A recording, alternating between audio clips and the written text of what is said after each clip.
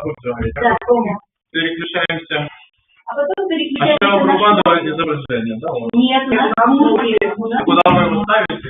Мы его ставим под изображением, что я сказала. Вот тут были фотографии, тут... А ты прям сейчас его ставишь? И мы потом вот так становимся, да, и пойдем в руку. Да, да.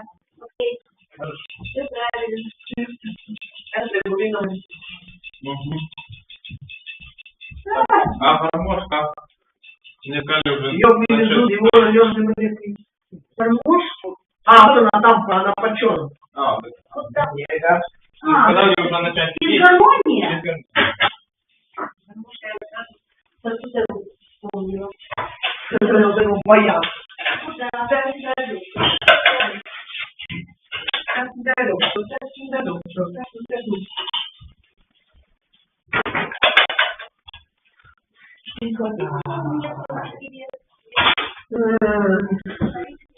Знаешь, что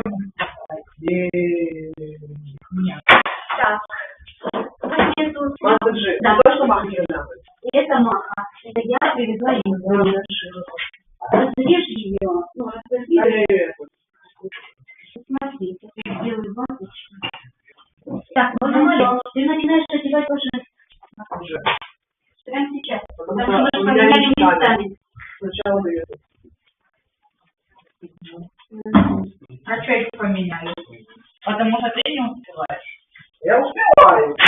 Вы сказали, что она лучше сильно поешь. Как там легко.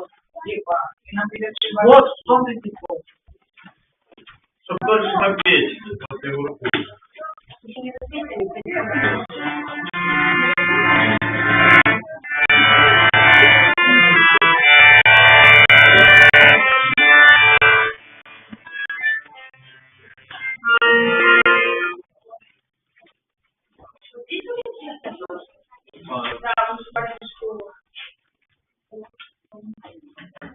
Здесь ты уже.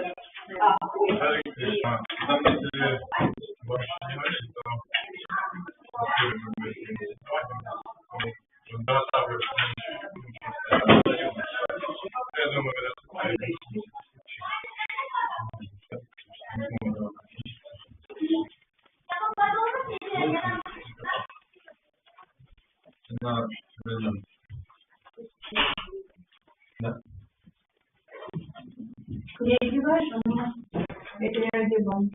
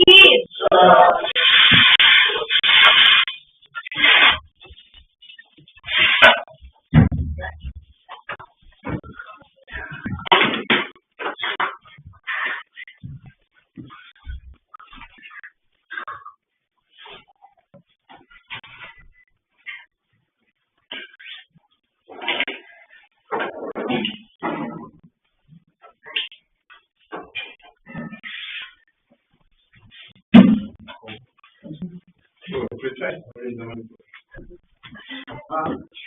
Чем же там?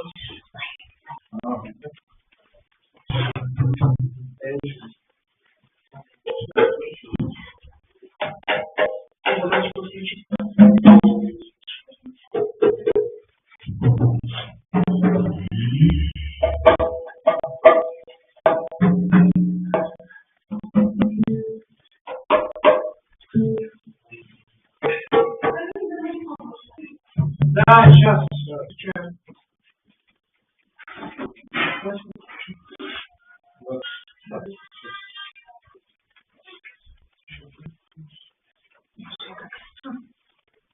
Говинда, Ади Пуруша, Тамахам Бхажами, Говинда, Ади Пуруша,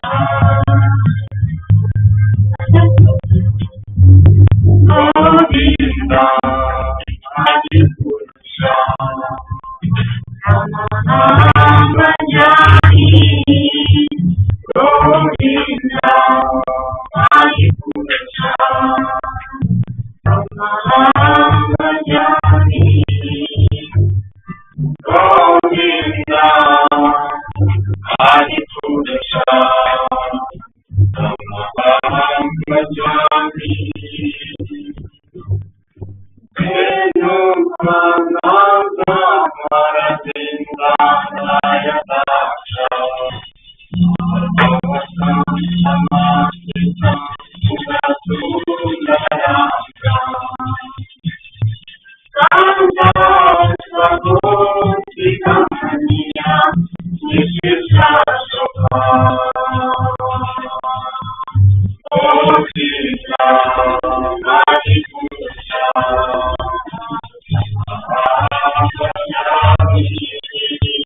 Govinda, Adi Purusha, Namaham Bhajami,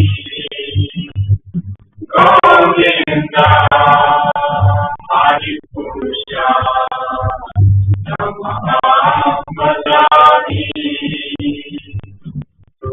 Ananiya Jnanakare, Vilamikimati, Ashyanti Kanti Kayanti, Shirasakanti, Anandajitmaya Sadhu, Svavadikahasya, Govinda, Adi Purusha, Namaham Bhajami, Govinda, Adi Purusha, Namaham Bhajami, Govinda, Adi Purusha, Namaham Bhajami, Govinda, Adi Purusha, Namaham Bhajami, Govinda, Adi Purusha, Namaham Bhajami, Govinda, Adi Purusha, Namaham Bhajami, Govinda, Adi Purusha, Namaham Bhajami, Govinda, Adi Purusha, Namaham Bhajami, Govinda, Adi Purusha, Namaham Bhajami, Govinda, Adi Purusha, Namaham Bhajami, Govinda, Adi Purusha, Namaham Bhajami, Govinda, Adi Purusha, Namaham Bhajami, Govinda, Adi Purusha, Namaham Bhajami, Govinda, Adi Purusha,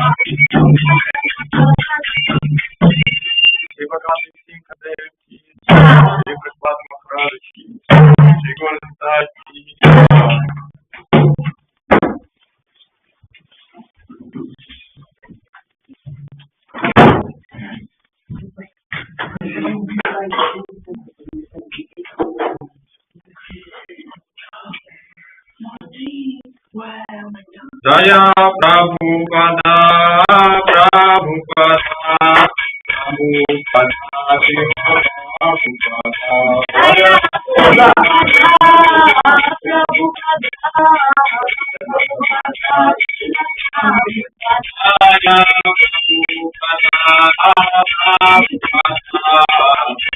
Shiva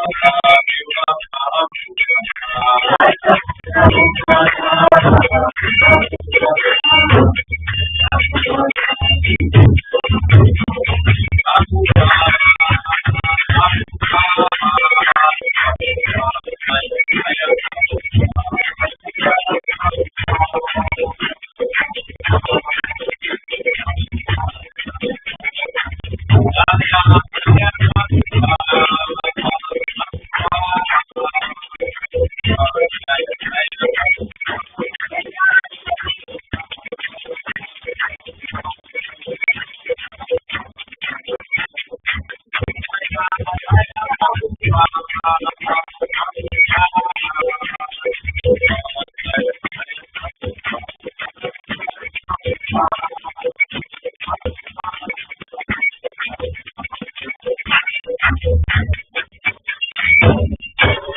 Jaya Guru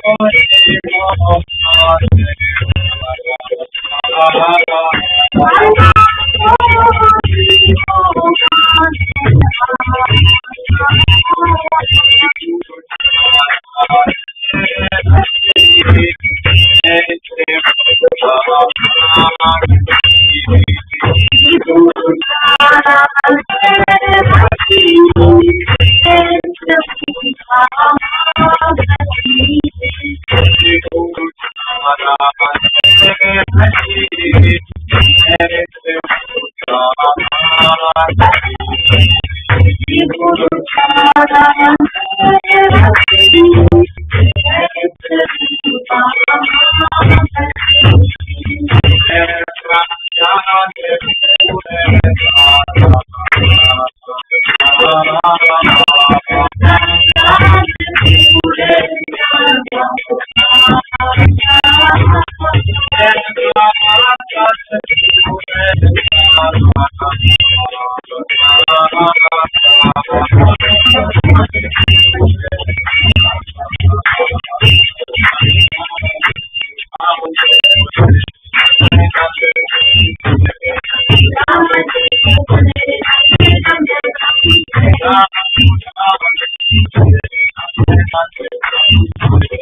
you.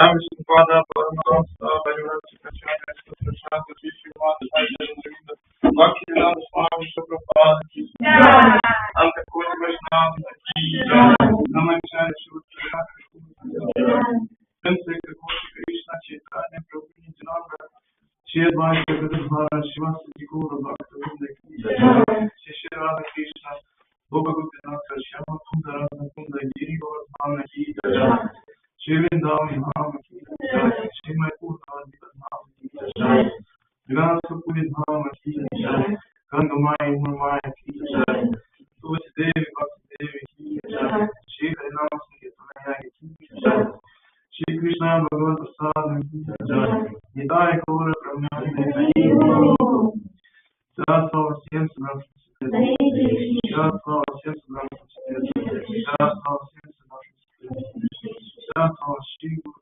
Шри Гуру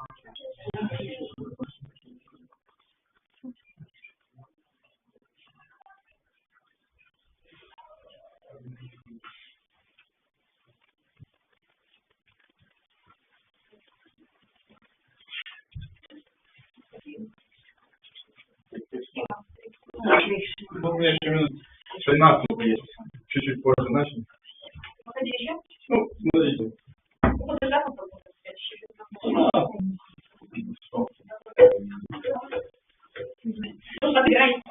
Да.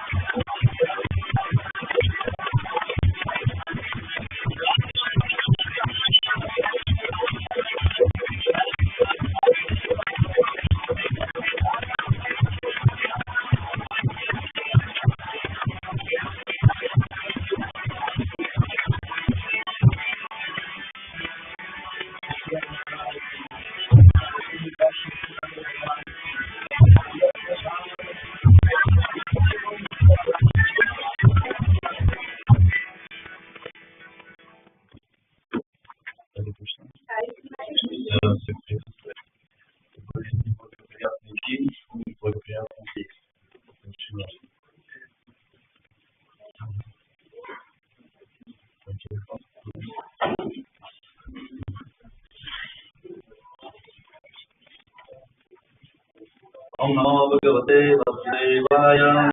Om Namo Bhagavate Vasudevaya. Om Namo Bhagavate Vasudevaya. Om Namo Bhagavate Vasudevaya. Om Namo Bhagavate Vasudevaya.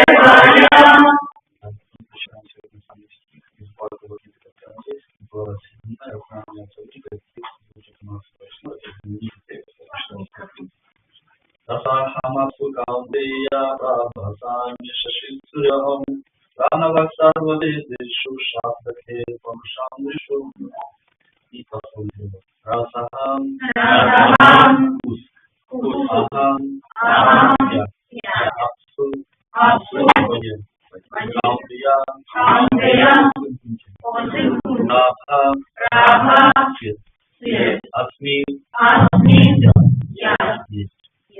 Shashi Suryaham Луни и солнце. Ранавахам сочетание трех букв.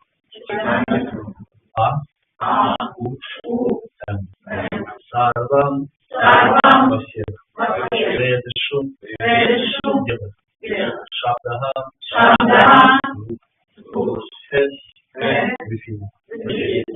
Павушам способность. Ришу Контемплируйте, я вкус воды, свет солнца и луны, я слов ведических маток, я звук в эфире и полном человеке. Комментарий от Божественной милости, я читал 15 сами Шри. Из этого стиха мы узнаем, как Господь пронизывает все сущее своими многоразными духовными материальной энергией. На начальном этапе духовного пути Верховного Господа познают в области его многообразной энергии, то есть его безличном аспекте. Подобно тому, как присутствие Бога Солнца, который является личностью, можно ощутить через его вездесущую энергию солнечный свет, присутствие Господа, пребывающего в его вечной обители, можно ощутить через его энергию, которая пронизывает все творение. Вкус – неотъемлемое свойство воды. Нам не нравится пить морскую воду, потому что в ней с чистым вкусом воды примешан вкус соли. Нас больше привлекает вода, имеющая чистый вкус. Это вкус энергии Верховного Господа. И персоналист, и имперсоналист оба ощущают присутствие Господа в воде через ее вкус. Но персоналист при этом прославляет Господа за то, что он милостиво дал человеку эту вкусную воду, позволяет ему усладить жажду. Так оба они ощущают присутствие Господа. В сущности, философии персонализма и имперсонализма не противоречат друг другу. Тот, кто постиг Бога, знает, что его личностный и безличностный аспекты одновременно присутствуют во всем сущем, и что в этом нет никакого противоречия. Основываясь на этом понимании, Господь Чайтанья дал людям возвышенную философию очистить обеда и обеда правды. Одновременного единства и различия. Солнечный и лунный свет – это тоже энергия Господа, поскольку изначальным источником является Брахма-джьоти, безличное сияние Господа. А пранава или омкара – это нервный вкус, от которого начинается каждый ведический день, является формой обращения к Верховному Господу. И персоналисты боятся обращаться к Господу Кришне, называя его одним из его бесчисленных имен, и потому предпочитают произносить Ом. Но они не понимают, что Омкара – это звуковое воплощение Кришны. Сознание Кришны вмещает в себя все. И тот, кто постигнул сознание Кришны, необычайно удачлив. Люди, не знающие Кришну, находятся во власти иллюзий. Поэтому обрести знание о Кришне значит учить освобождение, а забыть Кришну значит обрести себя на рабство. Это замечательный стих. Om Agyan Smirandasya Gyananjana Shalakaya Satyachundriyena Tasmai Shri Gurave Namaha Shri Chaitanya Manobhisham Savitam Yena Bhutale Dayam Rupam Kadamahyam Dadati Smahadantikam Vanjekam Sadhyamukhyasya Kripati Bhutye Vaishya Patitanam Pavanityo Vaishnavityo Namo Namaha Jai Shri Krishna Chaitanya Prabhu Nityananda Shri Advaita Gadadhara Shivasati Gaura Bhakta Hare Krishna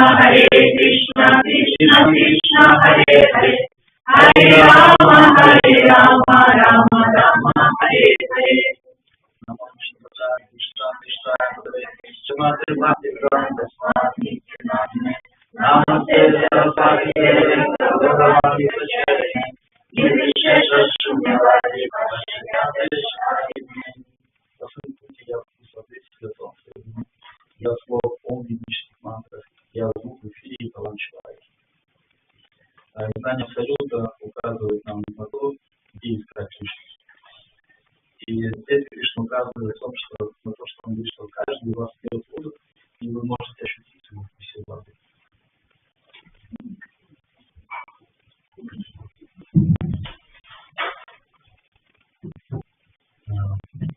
Что он присутствует в свете солнца и луны, также он присутствует в Омкаре, это слово Ом, который начинает буквально все ведические мантры, и в Аум, это Кришна, живое существо, Кришна это Рахани.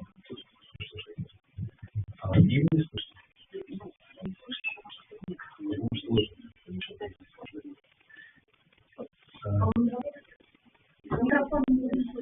Это микрофон работает? Нет, это не слышно. И вот это телевизор. Значит, надо войти в микрофон наш, включить настольный микрофон. И сегодня мы видим, что у нас такой день, когда солнечный свет разогревается, да? Вот этот стих, он перекликается с нашей ситуацией.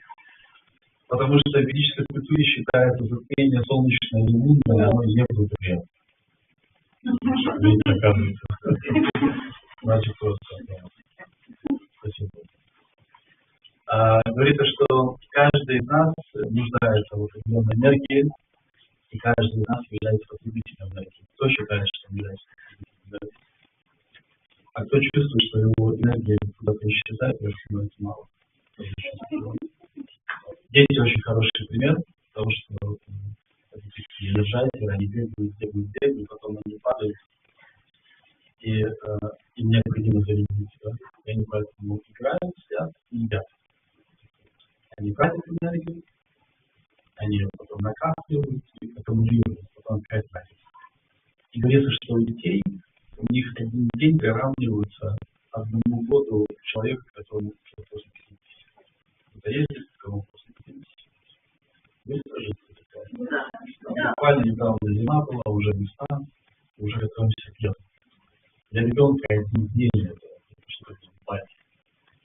Он успевает 2 раза поспать, 3 раза поесть, даже после раз 5 или 6 он успевает поесть. И выдохнуться, опять зарядиться, да, они бегают. Ну, мы не видим, чтобы старые люди не бегали. Почему? Потому что старый человек, дырявое ведро, он уже не может держать энергию.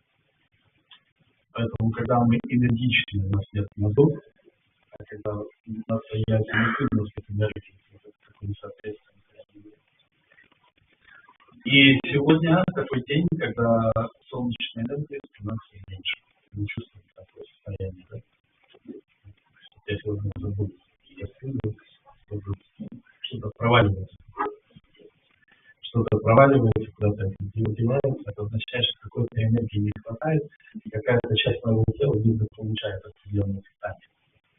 И Господь четко в этом стихе указывает, что Он является светом Солнца и светом Луны, и что эта энергия, которую мы получаем от Луны и от Солнца, есть не что иное, как прямое подключение к кому?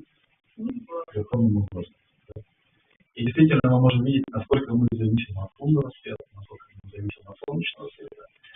И сейчас материалисты, они достигли определенного прогресса, да, они извлекают энергию электрического из Солнца. Это еще раз доказывает, что Солнце дает определенный электрический импульс, и материалисты этим пользуются. Мы тоже этим пользуемся, но мы не всегда отдаем себе отчет.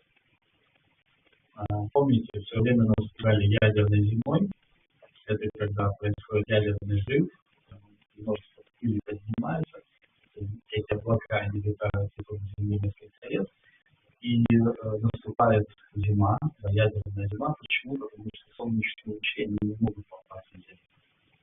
Слава Богу, нас пока это обходит стороной, но мы четко можем понять, что без солнечного света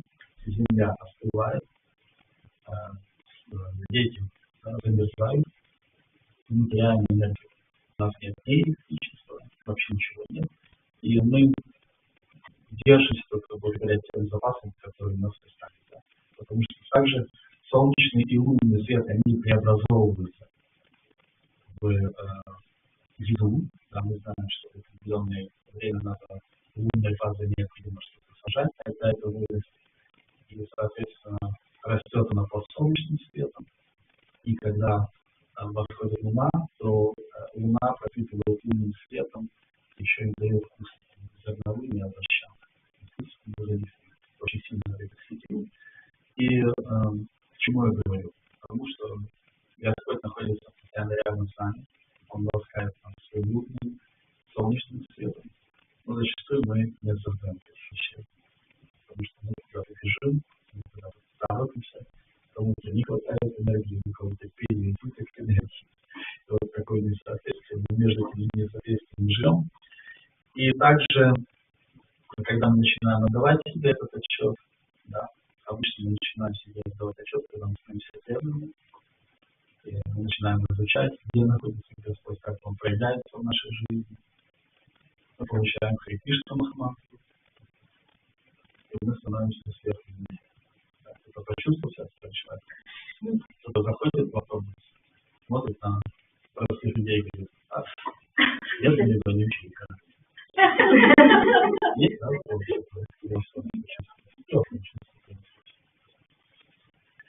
бедные, несчастные, вы не повторяете Хари Кришна. Мое имя уже записано в книге вечности. Я не могу его завести. Нормально, добавь еще, пожалуйста.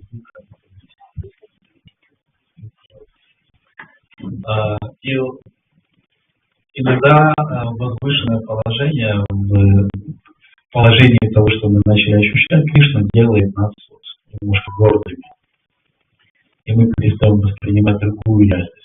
То, что мы все-таки находимся в материальном мире, то, что мы все-таки зависим от тех планетарных систем, которые находятся рядом с нами, и мы зависим от других живых существ, которые находятся тоже рядом.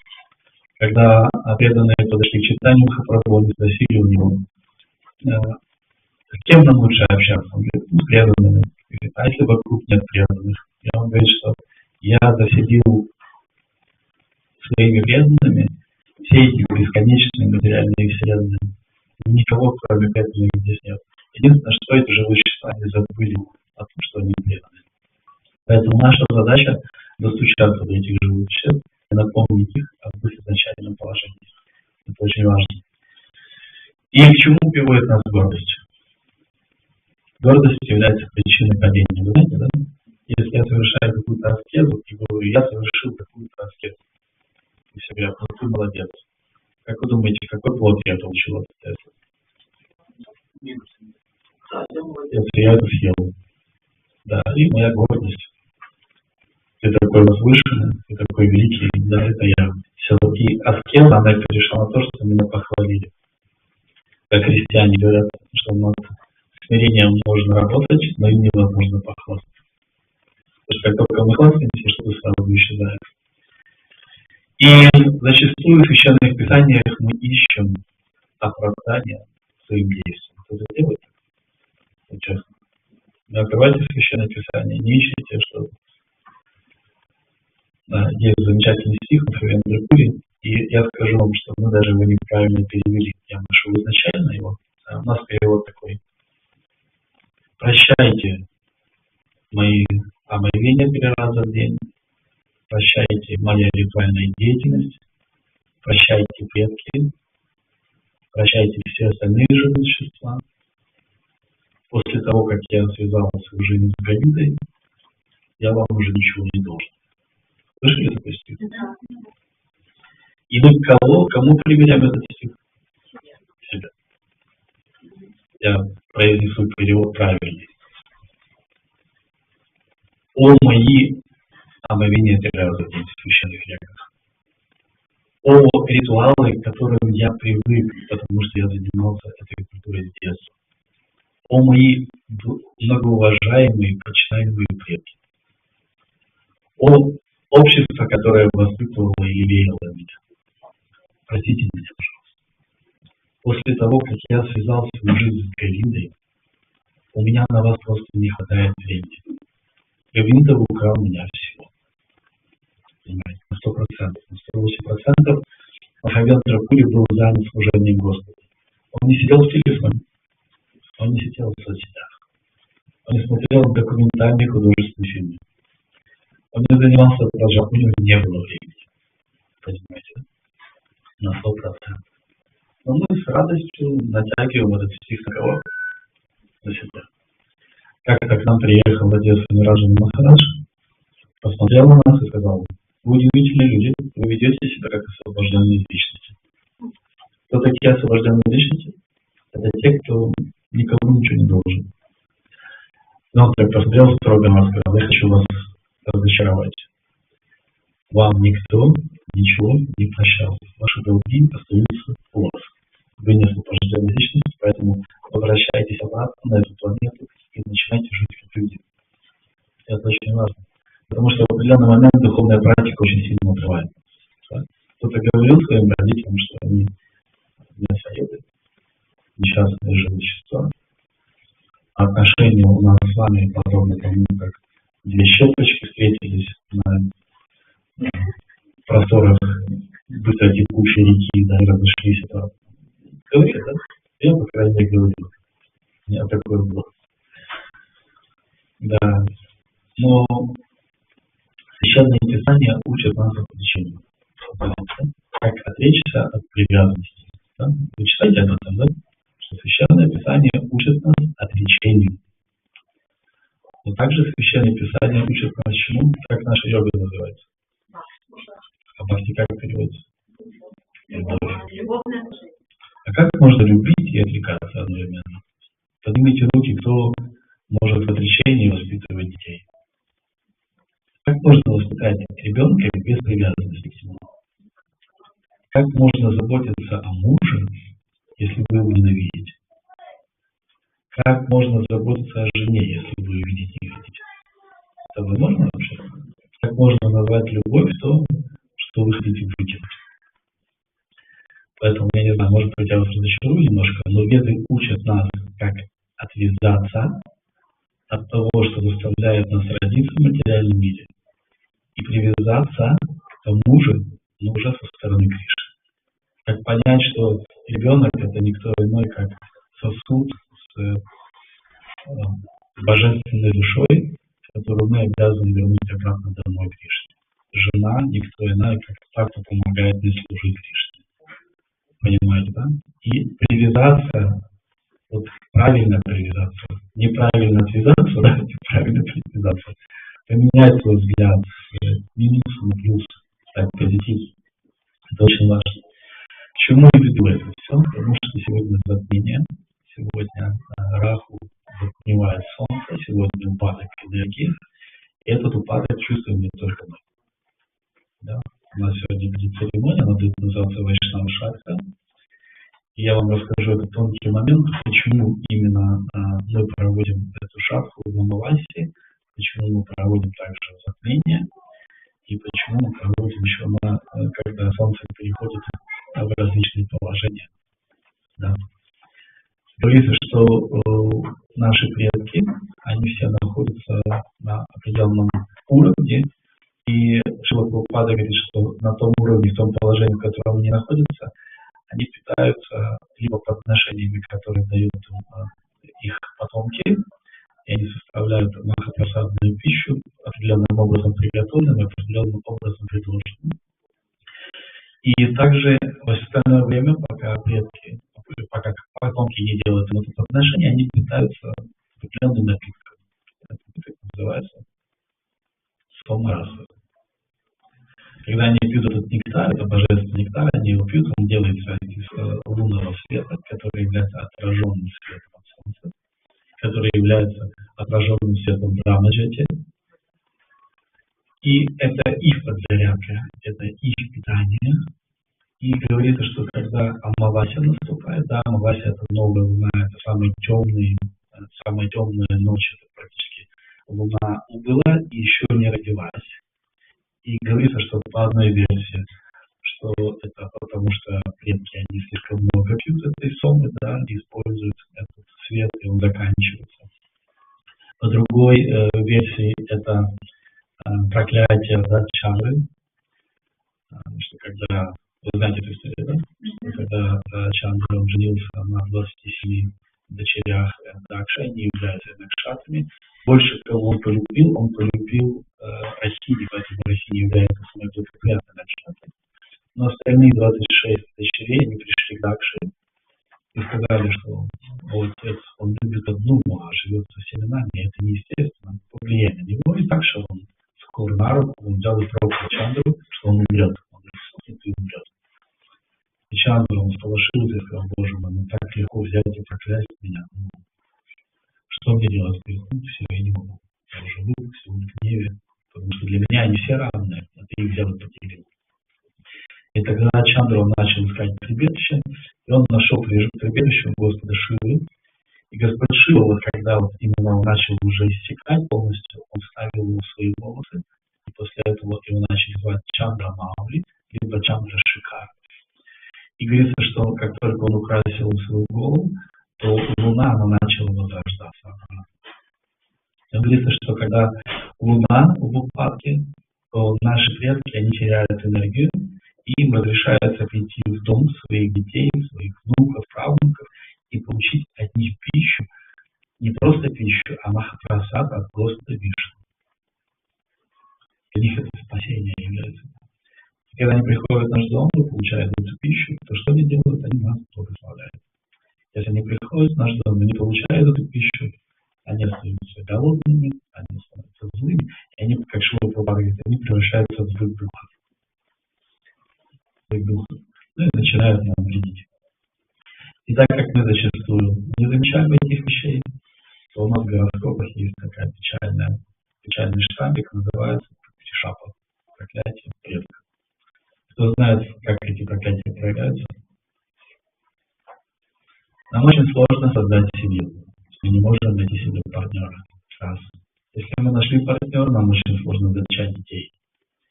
Если мы зачали детей, нам очень сложно их воспитывать, они непослушные, они балованные, они нас не слушаются и не хотят с нами жить. Если вдруг все нормально, то, знаете, как матрешка такая, да, последующее проклятие, это нам очень тяжело поддержать эту семью, нам невозможно начать либо какой-то бизнес, либо поддержать его, либо этот бизнес он убыточный, если даже если этот бизнес он не убыточный, но эти деньги в нашей семье куда-то протекают. Находите себя потихонечку. Но если даже это мы саккумулировали, сохранили, то последняя стадия Питришапы, это у нас находит какую-то болезнь, и никто не может поставить диагноз. И мы потихонечку иссыхаем, у нас есть деньги, у нас есть замечательная семья, у нас есть все, но у нас находит болезнь, которую никто не может определить. И мы на глазах у своей семьи увядаем, там злой Кощей на златом чахнем. Потихонечку чахнем. И это все вот проклятие наших предков, которые, в принципе, оно присутствует в наших семьях. И вы можете видеть, что и где-то у нас это есть. И говорится, что когда мы исполняем этот ритуал, да, то предки, они удовлетворены, и как бы мы им ничего не должны. Поэтому сегодня мы будем сами исполнять этот ритуал, потому что сегодня Амавасия, и плюс ко всему, сегодня еще и солнечное затмение. Такие вот. Опять же говорю, что в ведическом обществе солнечное затмение считается неблагоприятным, поэтому все, на что падает солнце, солнечный свет в этот момент, все оскверняется, пища оскверняется, люди оскверняются, поэтому практически сейчас все последователи ведической культуры, они заходят в Гангу, там, в Ямуну, Кавери, в Падму, и что начинают делать? Повторять Харе Кришна, да, потому что энергии нет, но Кришна является энергией всего, и они начинают успевать замечательную мантру. Харе Кришна, Кришна Кришна, Харе Харе, Харе Рама, Харе Рама, Харе Харе. Люди, которые не являются Кришнаидами, они видят, что Кришнаиды в воде, понимают, что солнечное затмение, читают шастру, и там в шастре есть предписание воспевать имена Хари, поэтому они тоже заходят в воду и тоже начинают воспевать эти имена. Мусульмане, которые проходят мимо, они видят, как, знаете, как индусы, они такие, как гуру, да, как бегемотики, все сидят в воде и повторяют Харе Кришна, начинают передразнивать их и тоже поют. Харе Кришна, Кришна Кришна, Харе Харе, Харе Так как мы живем в Украине, мы решили поэкспериментировать, и в одной из солнечных затмений мы все наши нашли воду. А как раз это был, кажется, 2000 год, и там что-то говорили, что после этого затмения все рухнет, Луна упадет на землю, солнце погаснет. Но сосед, который увидел нас, он подумал, что, наверное, кришнаиты решили покончить жизнь ритуальным отоплением в местном озере. Потому что мы сидели и пели Харе Кришна. И самое интересное, что он бегал, он не знал, кому звонить, в психушку, в полицию, либо скорую помощь. Но как только затмение закончилось, он прибежал и сказал: все, ребята, конец света отменили, можно выходить. Потому что он переживал у нас очень сильно, и это тоже было ему плюс. Потому что переживал, как Кришна, все выжили и сидят. Ну, я просто понял, как мусульмане переживали за индусов, да, конечно, не все не находятся. И вот сегодня такой день, когда мы можем даже из негатива сделать позитив. И это очень важно, потому что Шрила Прабхупада говорит, что все вот эти миры, которые видим, они пропитаны энергией Господа. Что такое пропитано? Кто-то из вас ел голубжиму? Вы можете съесть голубжиму, чтобы не испачкаться сиропом? Говорится, что вот эта раса, да, вот, преданный, он должен быть как голубжиму. Если вас Кришна берет, вы обязаны брызнуть сироп. Если вас Кришна взял и из вас сироп не брызнул, значит, вы не пропитан расой. Понимаете, да? И вот это вот разные расы пропитки. Кто-то пропитан Дася расой. Кришна его взял, он сразу служит, да, кто-то Саки расой. И как Шрила Прабхупада объяснял любовь матери Шоды, он сказал: если у вас есть, у каждого, если у вас есть пример, да, хорошей мамы, да, вот та мама, с которой вы берете пример, да, это вот хорошая мама у вас на глазах, скажем так. Представьте себе, что если собрать вот таких вот мам со всего мира, да, это будет одна толика, десятитысячная, да, от качеств мамы и Шоды. Представляете? Потому что как только Кришна подходит к маме и Шоды, из нее брызгает сразу грудное молоко. Она так любит Кришну, что она сразу преобразовывает кровь в грудное молоко, несмотря на то, в каком возрасте Господь находится. Она сразу. И коровы то же самое. Они, когда видят Кришну, они тоже считают его своим сыном. А то, что они матери, не сразу у них имя сразу раскрывается, у них много вопросов становится, они видят Кришну, и все, они млеют. И вот, чтобы мы поняли, да, материальный мир, он тоже пропитан энергией Господа, потому что без его энергии этот материальный мир не смог бы существовать. Поэтому мы каждый день сами купаемся в милости Господа. У евреев есть хорошая пословица. Один еврей все время говорит: у меня все хорошо, у меня все хорошо. Даже в концлагере фашистов он говорил, что у него все хорошо. И другие пришли и спрашивают: ну что хорошего там? Что хорошего? Говорит: если я буду говорить, что все плохо, то ангел, который стоит сзади меня, скажет: о, Йося, ты еще не знаешь, что такое. Сейчас я тебе покажу. Но когда я говорю, что у меня все хорошо, ангел, который стоит сзади, говорит: о, Йося, ты еще не знаешь, что такое хорошо. Сейчас я тебе покажу. Поэтому мы всегда должны быть позитивны, потому что если мы будем говорить, что Кришна, ты, наверное, забыл обо мне, он не забыл, он в Бхагавад-гите говорит, что я присутствую в каждом из вас. И Кришна также говорит в этом стихе, что я талант в человеке. Как вы думаете, в каком человеке талант? В каком человеке Господь находится? В каждом. Представляете? Кто считает себя без таланта? Поднимите руку, пожалуйста. Смотрите, здесь уже вы не можете рискнуть. Да.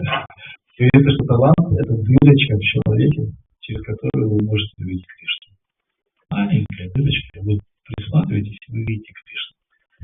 Но, как говорят, единственное, что в детстве нам эту дырочку могли запломбировать. Когда вы пели в ванной, родители могли сказать: не пой. Да, там рисовали на окнах трамвая, да, запотевшие, вам сказали: не рисуют, не пачкают, да.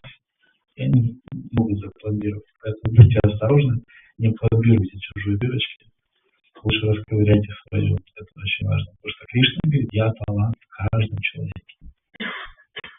И Шрила Прабхупада, он был искусен в том, что он находил таланты в каждом человеке. Он брал любого человека и потихонечку расковырил в одну дырочку. Поэтому все преданные, которые общались со Шрилой Прабхупадой, они видели, что Шрила Прабхупада их любит. Была такая замечательная история, когда один преданный, он отошел от движения. Он не отошел от движения. Это был друг Садхгуранги Кришны, и он познакомился со Шрилой Прабхупадой во время Радха-ятры. И Прабхупада ему понравился, и он пришел, Прабхупада его запомнил, и когда он приехал на следующий год на Радха-ятру, Прабхупада сказал, Бхакта такой-то, иди сюда, возьми там колесницу, тяни там Джаву Махапрасад. И потом Прабхупада ушел, но этот человек, он не знал о том, что Прабхупада ушел. Когда он приехал в храм, в храме сидел Прабхупада, он уже видел Мурти. И он подошел к Прабхупаде и начал с ним разговаривать. Он разговаривал, а при этом думал, ты какой-то сумасшедший пришел, потому что так долго с Мурти еще никто не разговаривал. И они подошли, спросили, как бы вы были знакомы с Шрилой Прабхупадой, и он ответил, почему вы вмешиваете? Я разговариваю с вашим гуру, почему вы встреваете? И начали объяснять, что это Мурти, что это неживая форма Шрилы Прабхупады. И когда он подошел, потрогал и понял, что это Мурти. И он начал плакать. И преданные спросили, почему ты плачешь? Он сказал, а кто теперь меня будет любить? Вот теперь кто меня любит? Это единственный, кто меня любил. Это единственный, который замечал меня и смотрел на меня как на личность. Не униженную, какое-то сознание непонятно какое. Он видел меня 3 раза. Он меня любил, я чувствовал это. Это означает, что Шрила Прабхупада был источником вот этой энергии любви. И мы с вами учимся здесь источать любовь. Но Кришна говорит, если вы не любите своих родителей, дедушек или бабушек, если вы не любите своих близких, как вы можете полюбить меня, которого практически не видите вообще?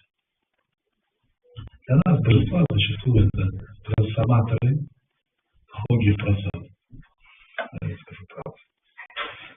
Снять такие, знаете, счетчики кармы. Подошел карму, снял, можешь есть. К сожалению. Мы не кормим их, потому что они хотят есть, мы кормим их, потому что мы хотим есть. Но если у нас стандарта нет, то мы кормим их, потому что мы хотим есть, и мы кормим их тем, что мы хотим есть, а не то, что они хотят. Согласитесь. Потому что иногда то, что они едят, нам сложно есть. У нас не те вкусы. Но если мы подстраиваем свою жизнь под божество, то тогда мы готовим для них, мы едим после них, и тогда мы трансформируемся мы, потому что мы начинаем привыкать к их вкусу. Понимаете, да? Потихонечку мы переходим и нам начинает нравиться то, что нравится им. И мы потихоньку переходим. И с нами происходит трансформация. Но трансформация начинается также с того, что мы должны научиться уважать, выражать почтение тем, кто жил на этой планете до нас. Кришна это услышит, поэтому мы это делаем. Единственное, что мы не проводим церемонию шадх, это как она есть, это крия шадх, мне дали как-то инструкцию для крия шадх, я был в шоке. Это очень сложно, там, не дай бог, допустишь ошибку, там большие кармические реакции. Поэтому, в принципе, Бхактисиданта Сарасвати Тхакур и Шрила Прабхупада дали нам очень простую схему. Шрила Прабхупада вообще сказал, типа воскресная программа. Лекция, киртан, предложение просада умершим, предложение воды умершим и много-много просада, чтобы все преданные браманы наелись. Самое главное. Нам Сарасвати Тхакур, правда, вел еще ягью, но мы ягью отделили, потому что многие не понимают, что это не шрадха яги, а вахана хома, поэтому попросили отделить. Поэтому сегодня мы проведем шрадху, а также мы проведем с вами Лакшми Нрисимха ягью, которая будет посвящена защите преданных. И эта же ягья, она будет приравниваться к мукти-шапе. Мукта-шапа – это когда с вас снимаются все проклятия, которые кто-либо когда-то был вас наложил. Это очень благоприятно.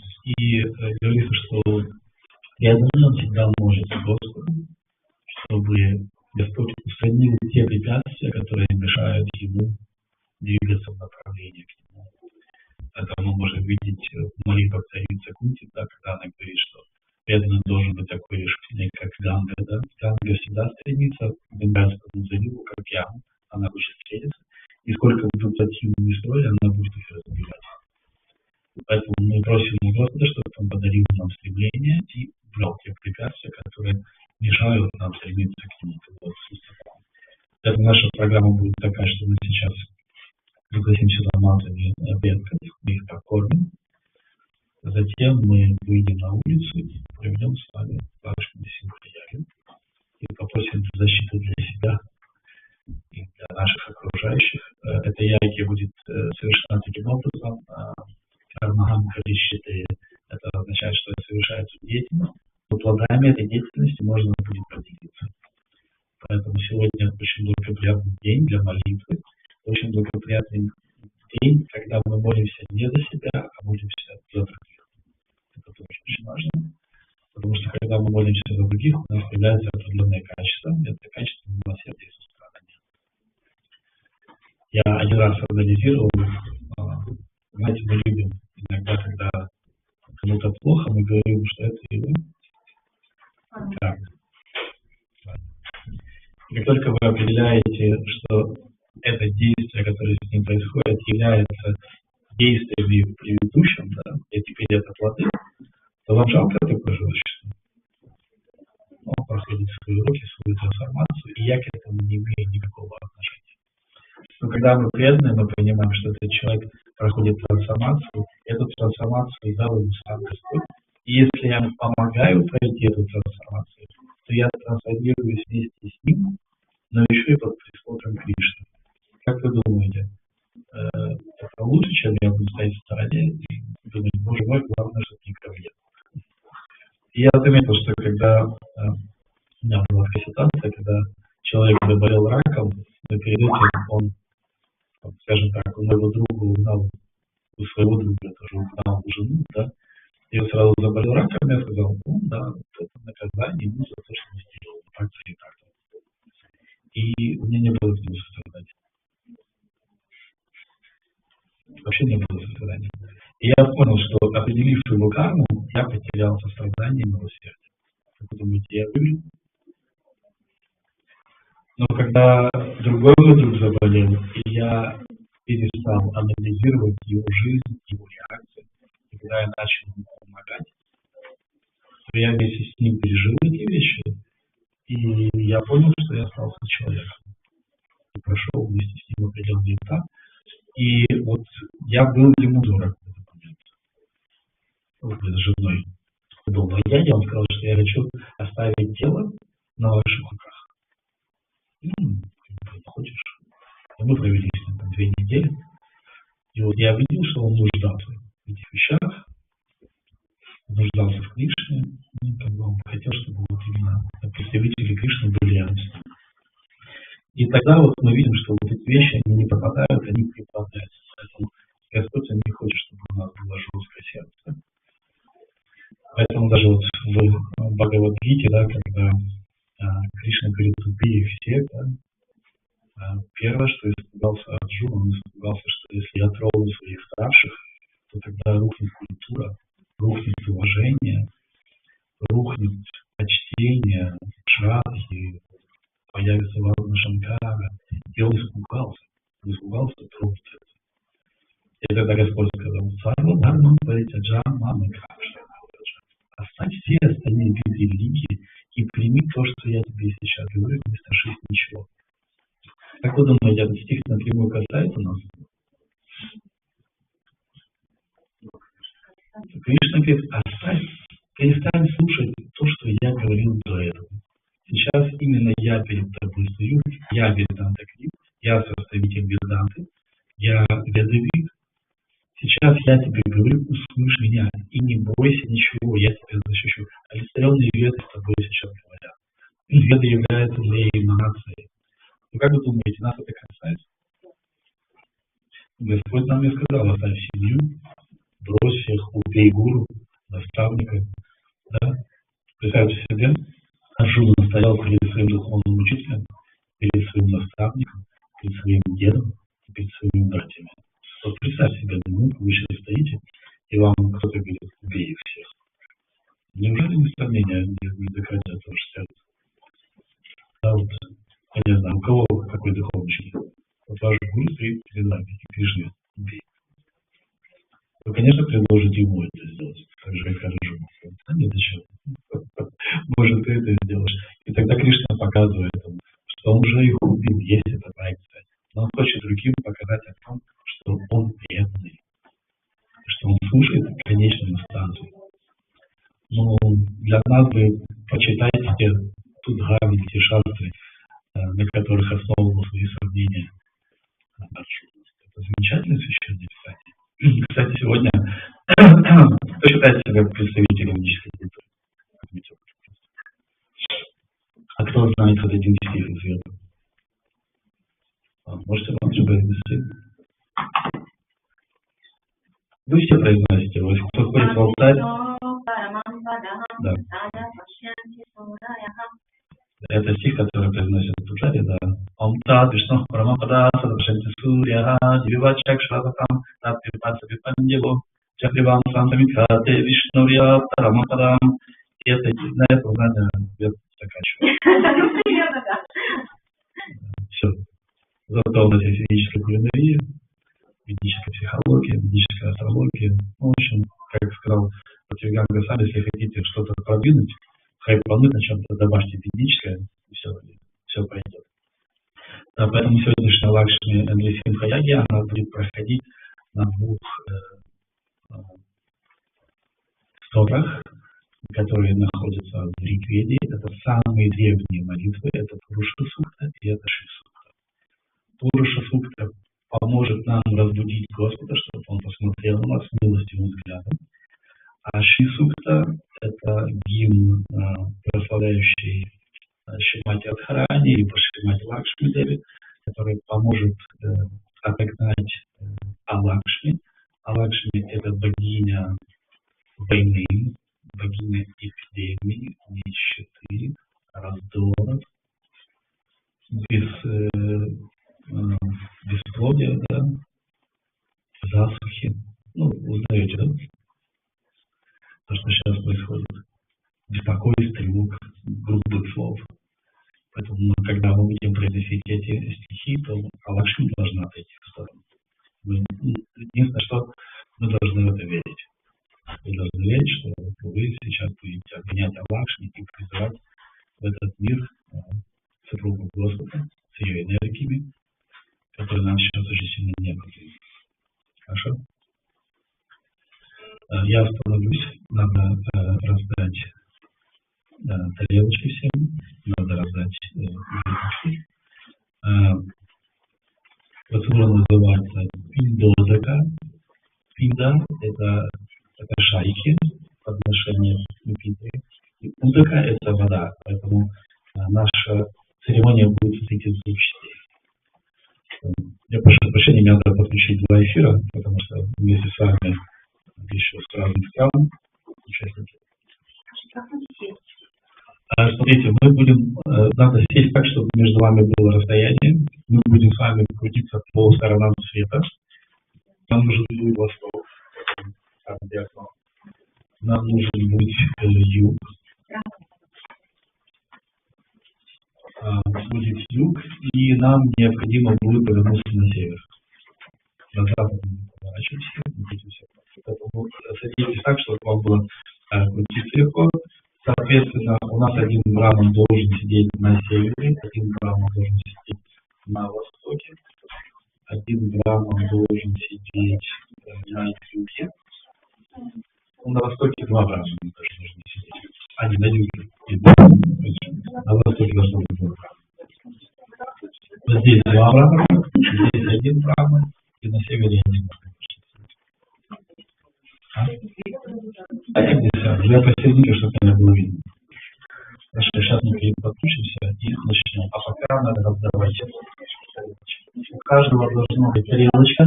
Тарелочки должно быть 4 шарика.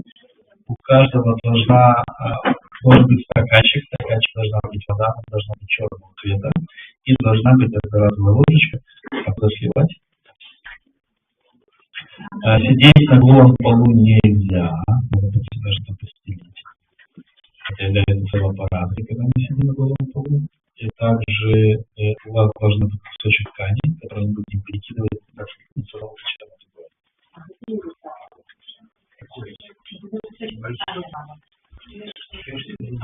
Я сяду посередине, чтобы меня было видно. И я какие-то вещи буду повторять еще раз, потому что те, кто будут в эфире, они...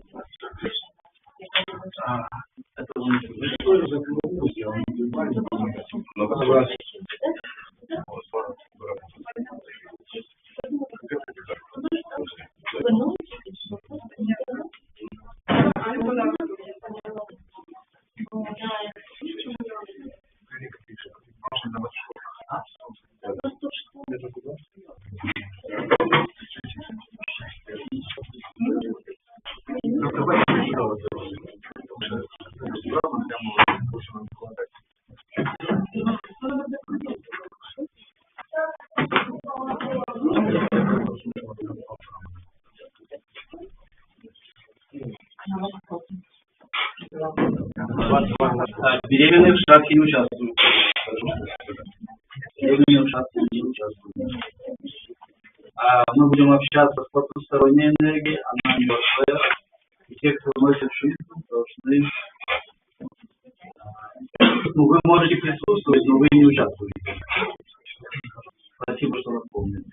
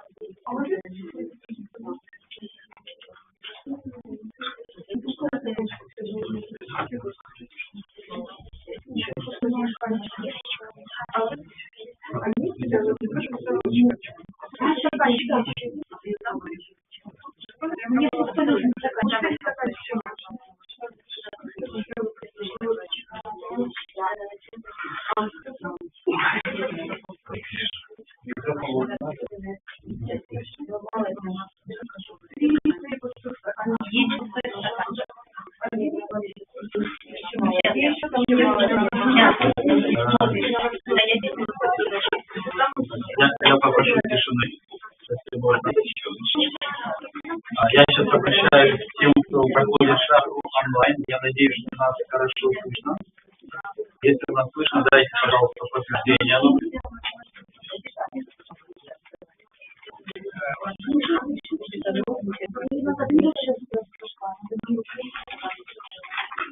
Добрый день, дорогие друзья. Сегодня у нас очередная церемония шага. Она совпала с тем, что у нас сегодня еще и солнечное затмение, поэтому это рекомендованная процедура, которую мы должны проходить. Шимон Бхагаватам говорится о том, что мы проводим эту церемонию не только в Амавасе, но также еще и в солнечное затмение.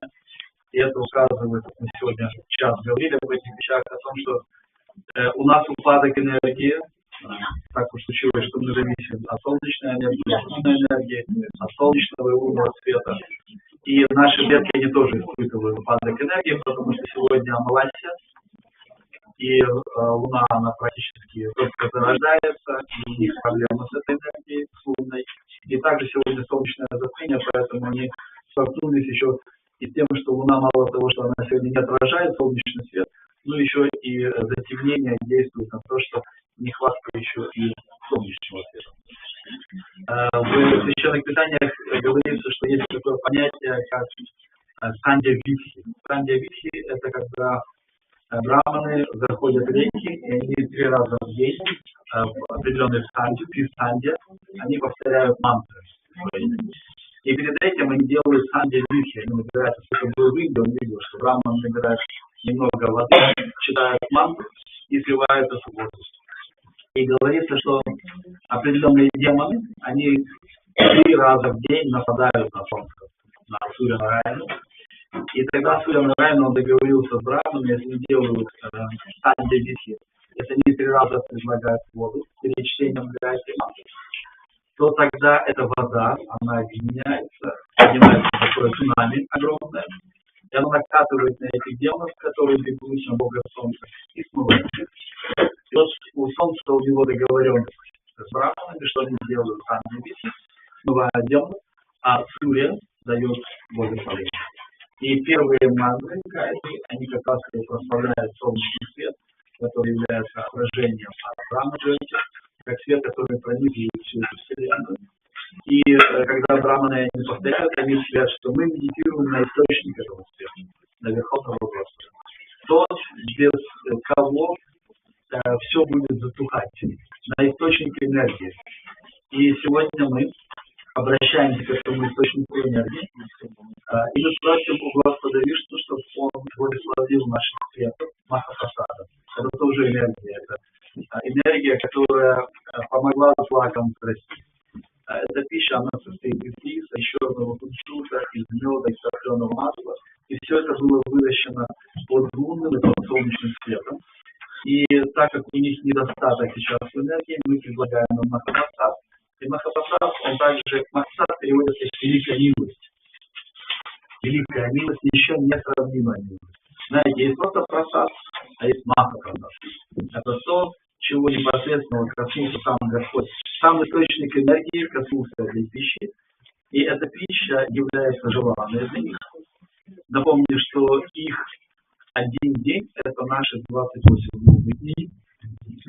И практически, когда мы предлагаем эту пищу 1 раз в месяц, это практически в этой встрече мы едим одноразовое питание. Однодневное одноразовое питание. И сегодня они приходят в наш дом для того, чтобы получить эту энергию в виде Махапрасада из ваших рук. И благодаря этому они поправляют свое положение. Я хотел бы тоже немножко остановиться на поправке положения, потому что часто задают вопрос, что происходит с теми, кто уже переродился. Да? Есть такой удивительный момент, что когда вы поливаете корень, то энергию получают и веточки, и ствол, и листики, и ягоды, которые растут на этом дереве, и какие-то другие плоды. И самое удивительное, что когда мы варим эту пищу, когда мы предлагаем ее Верховному Господу, Верховный Господь касается ее, и он полностью удовлетворен.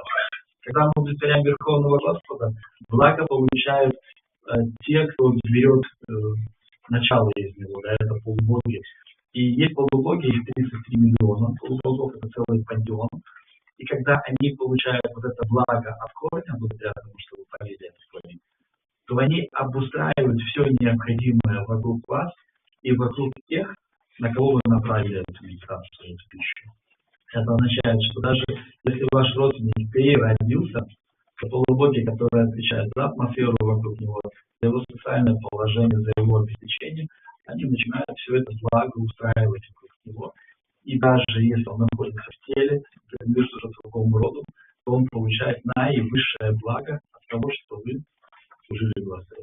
Поэтому Священное Писание указывает на то, что Каништа Адхикари, это преданный, который приступил к процессу преданного служения, освобождает 7 колен своего рода.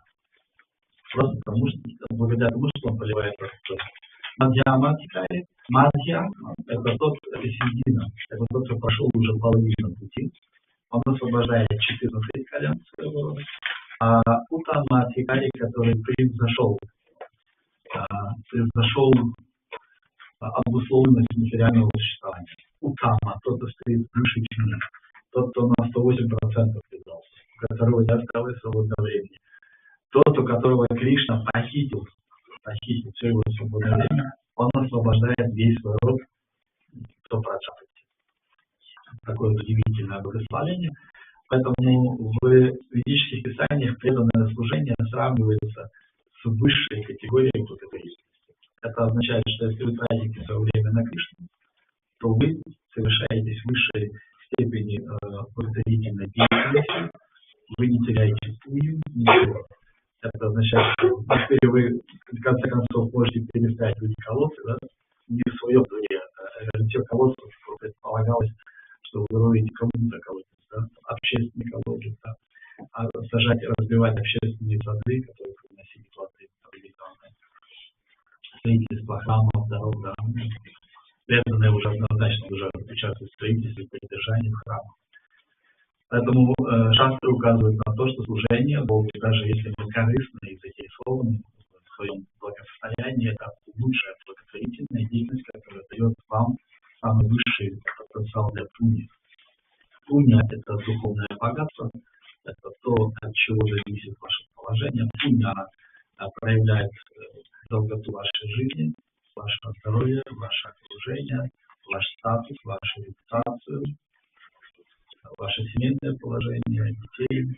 Это все это пуня. В Индии есть такая пословица, что тот, кто не ест басмати, у того нет пуни. Это означает, что у него нет денег, даже нормально питаться. Поэтому сегодня мы занимаемся высшей деятельностью, которая связана с Верховным Господом. И говорится, что только преданные могут проводить эту деятельность, потому что становится вопрос, если проводит не преданный Господу, то тогда откуда у него милость Верховного Господа. Также Бхактивинода Тхакур советует нам, чтобы эта церемония не была препятствием для бхакти, проводить ее в духе отречения. Поэтому сегодня мы будем молиться, чтобы наш род не ввергался в круговорот рождения и смерти, а будем молить Верховного Господа, чтобы наш род наконец-то обрел успокоение в преданном служении и обрел возможность больше никогда не рождаться в пути материальных страданий, а отправился обратно домой в Богу, в духовное царство, и чтобы наши предки счастливо и вечно занимались той деятельностью, для которой они были созданы. Это Санатана Госвами, он говорит, что счастье – это когда вы попадаете в те условия, под которые вы были созданы, занимаетесь деятельностью, под которой вы были созданы, в отношениях, под которые вы были созданы. И это положение, оно настолько индивидуально, что больше ни у кого на это положение нет претензий. Вас никто не подсиживает, вас никогда не свергнут с помощью революции, да, на то служение и на ваши отношения с Верховным Господом больше никто не претендует. Это единственная ваша претензия, это ваша кредо, это ваш статус, и это сугубо ваши отношения. И в этом и является вот эта величие индивидуальности. В свое время Шрила Прабхупада, находясь на прогулке, он подозвал себе президента одного из храмов и спросил, как у тебя дела, и президент сказал, все очень сложно. Все преданные, такие разные, очень трудно их сбить в одну мешкуху и направить в одном направлении. Шрила Прабхупада улыбнулся и сказал, о, ты претендуешь на то, на что не претендует сам Господь Кришна. На разнообразие индивидуальных живых существ. Кришна наслаждается тем, что мы все разные. Все разные. Единственное, нам сложно договориться, но разнообразие как раз и заключается в том, что я сказал Бхактивинода Тхакур, что духовная практика и духовное разнообразие – это когда существует диалог, а не монолог. И как только у нас появляется диалог, то преданное служение становится двухсторонним и многополосным. Потому что если вы договорились, то вы можете двигаться в разные стороны, у вас не будет аварий. Потому что был диалог, была договоренность определенная. Но если у нас нет договоренности, у нас будет только одностороннее движение, однопартийность. Но это будет очень сложно, потому что представьте себе окружность, да, вот планета Земля, да, кто-то говорит, что она плоская, тем не менее, даже если она плоская, она все равно круглая, да. И мы раскидаем по этой окружности, да, алфавит А, Б, В, Г, Д, Я. И представьте себе, что Я, оно стоит после А.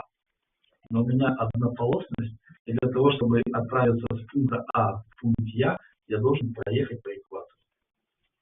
Хотя можно просто повернуться и уже быть в точке Я. Но нет договоренности, нет диалога, есть монолог. Но если у нас есть диалог, то все это намного упрощает, мы можем просто повернуться, и тогда у нас есть согласование, мы уважаем личности, которые присутствуют, мы уважаем индивидуальность каждой личности, его мнение, если, конечно, он является командой. И сегодня мы проявляем это уважение к своему роду, проявляем уважение и почтение к своему роду тем, что мы сегодня приглашаем в свой дом. У нас, видите, сегодня очень много нас. Сегодня такая общественная молитва. Такой неблагоприятный день, как солнечное затмение, превращается в благоприятный день, когда мы все вместе собираемся, когда мы поем благоприятные мантры. Самая благоприятная мантра – это Маха-мантра Харе Кришна, которая не является мантрой. Поэтому ее и определяют как Маха-мантра, чтобы исключить то представление о мантре, которое мы имеем. И Маха-мантра, ее еще называют Нама-прабху. Это звуковая вибрация, звуковое воплощение самого Верховного Господа. Поэтому, когда мы поем Маха-мантру Харе Кришна, то мы практически обращаемся непосредственно к самому Богу. И сегодня мы собираемся в этот день, мы поем, час пели, да? Была Нава-яги, да, больше часа пели преданные, для того, чтобы атмосфера стала благоприятной. Вот, так всегда, знаете, если мы позитивны, то из неблагоприятной ситуации мы превращаем ее в благоприятную. Что Прабхупада говорит, что необходимо выжить все самое благоприятное, даже из неблагоприятной невыгодной сделки. Поэтому материальная природа сделала так, что есть даже временные промежутки, когда мы обязаны предаваться, когда мы обязаны петь. И сегодня вот такой день, который собрал нас всех вместе и дает нам возможность послужить Верховному Господу, воспеть Его святое имя и также втянуть в эту атмосферу наш многоуважаемый род. Но начнем с того, что мы определимся по сторонам света. У нас должно быть три направления: это восток, это юг и север. На запад мы крутиться не будем, мы будем с вами крутиться в разные стороны. И первое, куда мы повернемся с вами, это мы повернемся с вами на юг. Потому что на юге живет Ямарадж, он же Дharmaрадж, повелитель смерти, повелитель кармы. И там же в его падении находится те, кто находится вне материального тела и представился. И мы произнесем мантры определенные, и эти мантры они призовут, конечно, все благоприятные места, потому что благоприятные церемонии должны проходить в благоприятных местах. На берегу реки, сейчас мы находимся на берегу Нижа. Это очень хорошо. Должен быть водоем, кстати, он должен быть левее, на левом берегу. Замечательно. Все так. Было на правом, было сложнее, да, немножко. Поэтому повернемся слева, будет левее. И также мы призовем определенные места, где благоприятно проводить эти обряды. Поэтому, пожалуйста, разворачиваемся все на юг.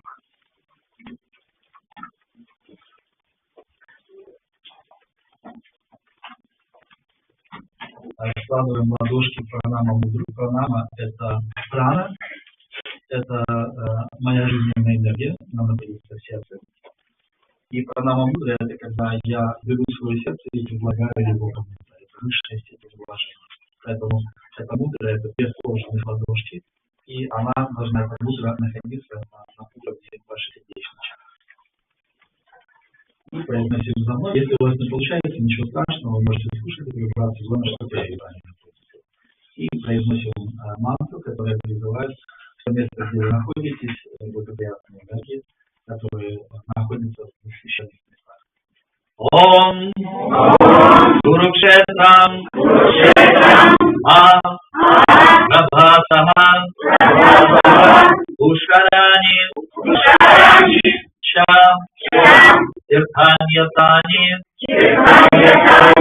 Пуньяни Татпанкале Авадвинахан Ом да пребудут здесь во время совершения Индодеки священные типси Курукшетра Гая Ганга Прабхаса и Пушка.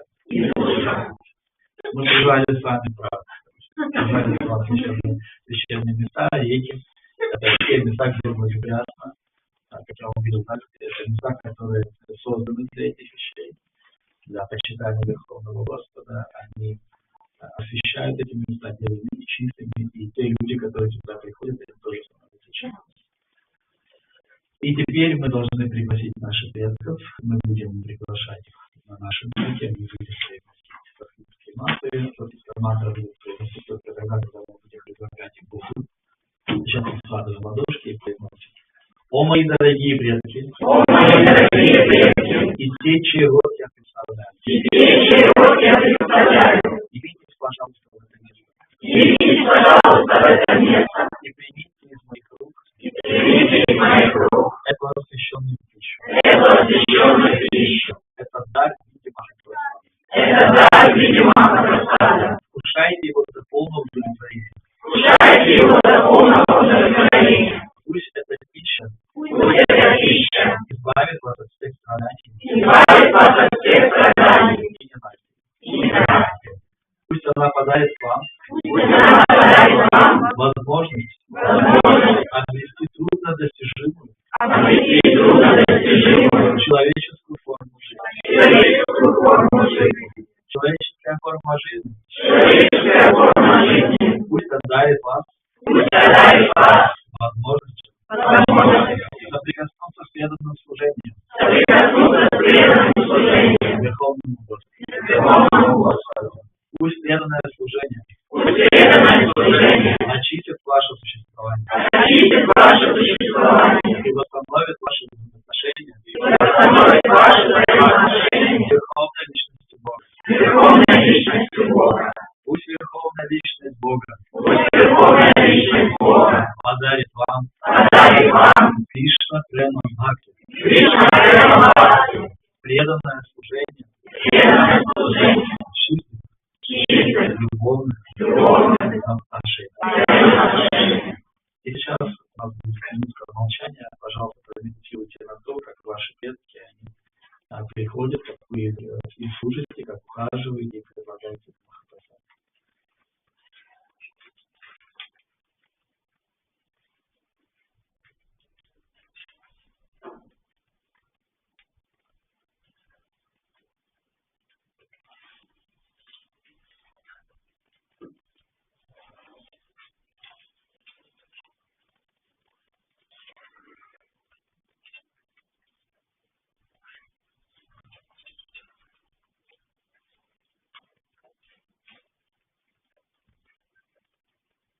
В медитации вы можете представлять, как они вкушают Махапрасад, как они, знаете, как голодный человек, когда он приходит, и он такой, знаете, немножко нервный, да, но после того, как он начинает есть, он успокаивается, знаете, становится счастливым, успокоится. Представляете, что происходит с вашим Богом. Дорогие друзья, медитируем только на тех, кто ушел. Если человек пропал без вести, вы не знаете на 100%, что он оставил тело, лучше не медитировать.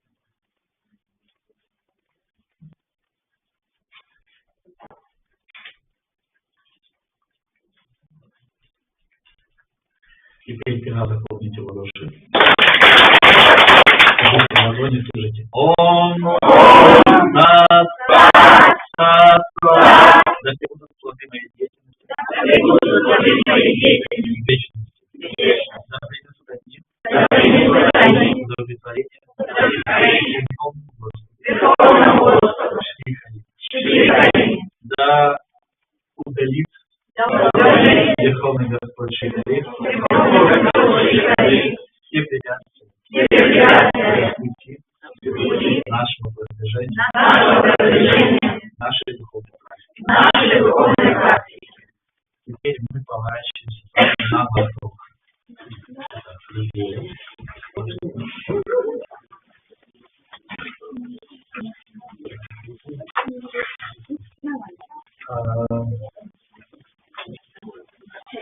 Мы предложили пищу.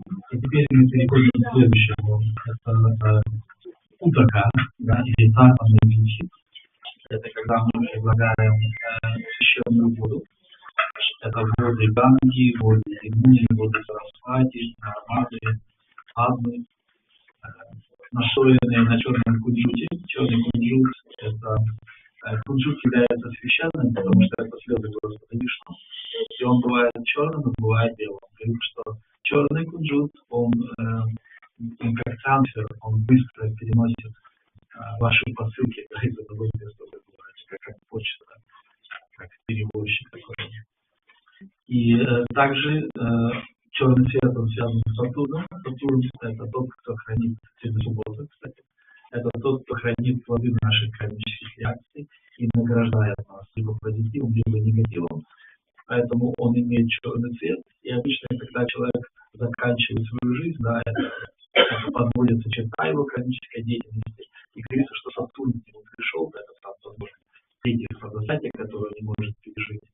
И поэтому все окрашивается в такой черный цвет, поэтому цвет похорон, поминок, он вот такой черный, да, темные времена, да. Но тем не менее, в Индии это праздник. В Индии все одевают белый цвет, цвет непорочности, цвет чистоты. И говорится, что это больше праздник, чем день рождения. Потому что кто родился, неизвестно, но кто умер, известно. Это как прочитанная книга, это как подтверждение каких-то итогов, какой-то истории существования. Это проводы замечательного человека, прекрасное будущее, возможность ему начать что-то с нового листа. Вот такой момент. И даже вот во время погребения, да, жест произносит такую вещь, что этот прах является подношением карме, дхарме, что эта личность теперь уже никому ничего не должна. Это вот такой вот очень важный момент. Мы отпускаем тебя, ты уже нам ничего не должен. Обычно на похоронах наоборот, да, куда же ты ушел, как же без тебя.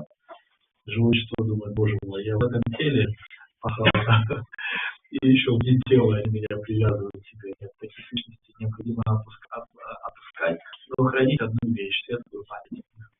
Это очень важно. И первое, что мы будем делать, мы будем подносить эту воду главенствующим божествам этого материального мира. И мы должны сидеть лицом на восток. Ткань у нас должна быть на левом плече. Кусочек ткани мы ложим на левое плечо. Если вдруг у вас нет кусочка ткани, вам необходимо будет оторвать левое колено от пола. И первое, что мы сделаем, мы будем сидеть лицом на восток, ткань у нас на левом плече. Мы будем предлагать воду богам. И эта вода, она будет стекать с правой руки. С Дева Тирхи.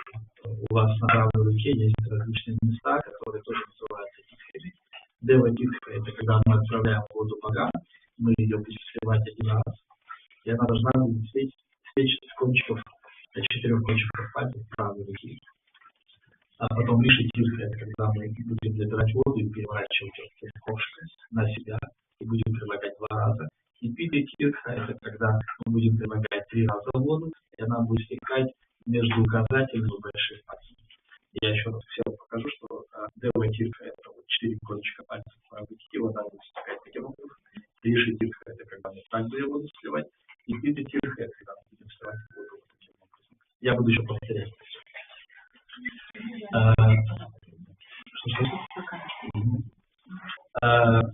Так как хозяином этой вселенной, масоном этой вселенной является Господь Брахма, то вся молитва начинается с него. Глупо приглашать гостей в чужой дом, если там нет хозяина. Поэтому многие вайшнавы спрашивают, почему первые молитвы убрали, потому что первый, кого мы приглашаем, это хозяина, а хозяин уже достоин наследия Господа Вишну и Господа Шивы. Я как-то пытался поменять местами и поставить Господа Вишну, но это некрасиво. Почему? Потому что хозяин, он должен быть гостеприимным.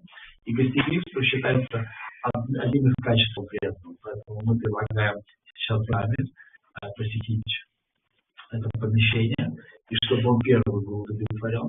И затем мы в его присутствии приглашаем Господа Вишну. И получается, Господь Вишну уже приходит как дом Господа Брахмы. И Господь Брахма ему уже служит вместе с нами, тем более, что Господь Брахма является директором нашей школы. Сначала мы пригласим директора. И перед этим мы произнесем молитву, которая позволяет всех полубогов видеть то место и богов. То место, где мы находимся. Мы складываем ладошки и произносим на санскрите мантру. Ом Брахма Дая Сура Сарве Рушая, Аканая, Агачанту, Маха, Мага, Рахмандо, Дара, Мартинаха, о Господа, не вижу в моем доме, и пригласи в мой дом всех божественных личностей, в какой бы части вселенной они не находились. Пусть они предстанут пред нами и примут дары из наших рук. Первое, кому мы делаем подношение, это просто Дубане. Первые мантры мы будем повторять вместе. Самая главная мантра – это Трипчатам. Трипчатам – это до полного удовлетворения. И удивительно, но когда личность полностью удовлетворена, она становится счастливой, и она становится щедрой. Когда она способна одарить вас любыми благословениями, любыми желаниями. Пожалуйста, ставьте перед собой великие цели, огромные желания, чтобы не мелочитесь. Хорошо? Первое, что мы делаем, мы набираем немного воды в правую руку, удерживаем ее и произносим Ом Дахма Трипчатам.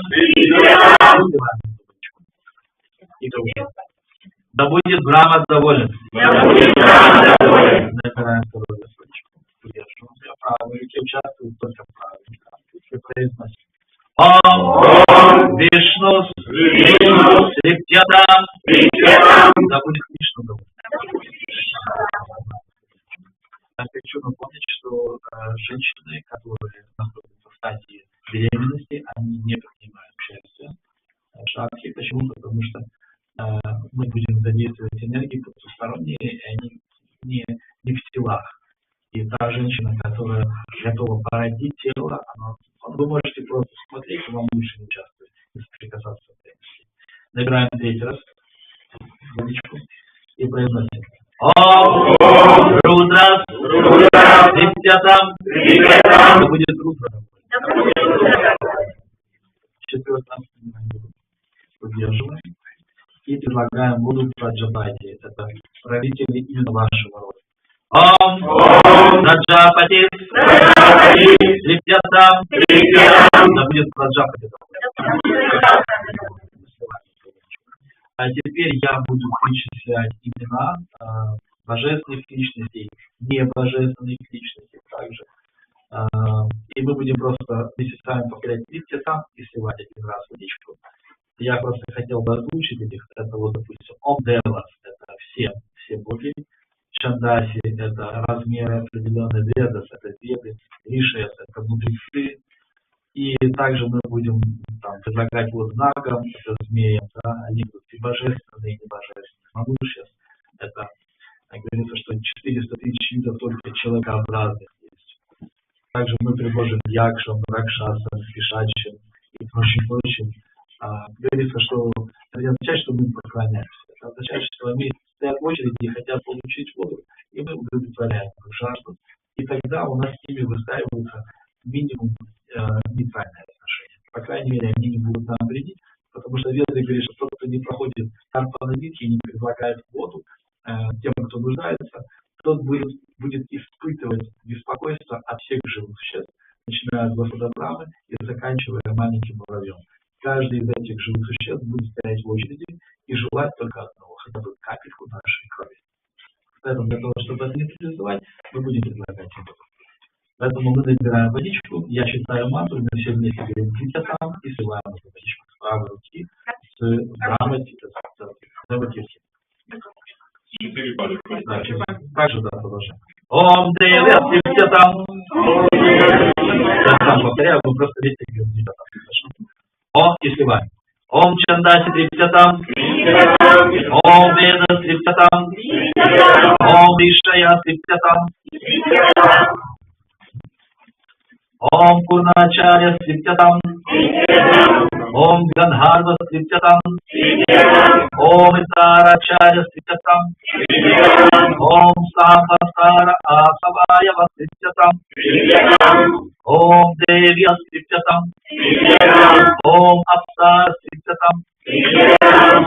Devanadu Sitatam, Om Naga Sitatam, Om Sagara Sitatam, Om Parvata Sitatam, Om Sarata Sitatam, Om Manushya Sitatam, Om Yakshya Sitatam, Om Rakshasi Sitatam, Om Pishacha Sitatam, Om Suparanaya Sitatam, Om Budani Sitatam, Om Pashava Sitatam, Om Vanaspataya Sitatam, Om Aushodaya Sitatam, Om Bhutagrama Shatruveda Sitatam.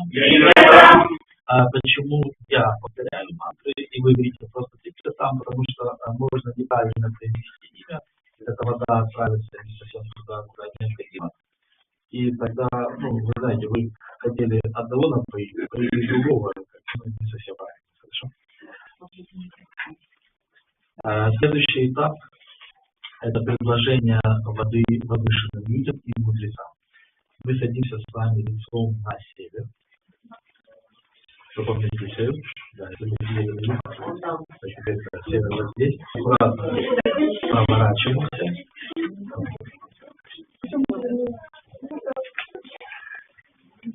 Вот эту ткань, которая у вас на левом плече, мы ее разворачиваем и обматываем ее, называется маумалия, да, как гирляндочку, или как шарфик.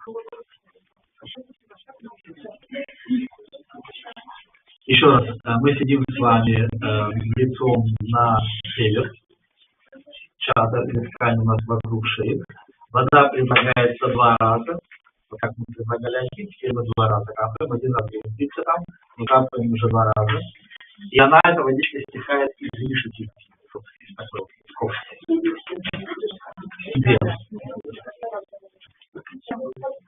Многие спрашивают, причем здесь мы и мудрецы, да? Говорится, что существует 3 священных долга. Первый долг – это долг перед богами, и этот долг он касается только яги. И мы видим, что такое яги. Яги – это жертвоприношение. Это когда мы что-то жертвуем, и, знаете, жертвуем лучшее, а не лучшее, да? Не мусор выносить, пожертвовать, да? А именно то, что вот может пригодиться, что-то хорошее, мы жертвуем. И яги есть несколько видов яги, да?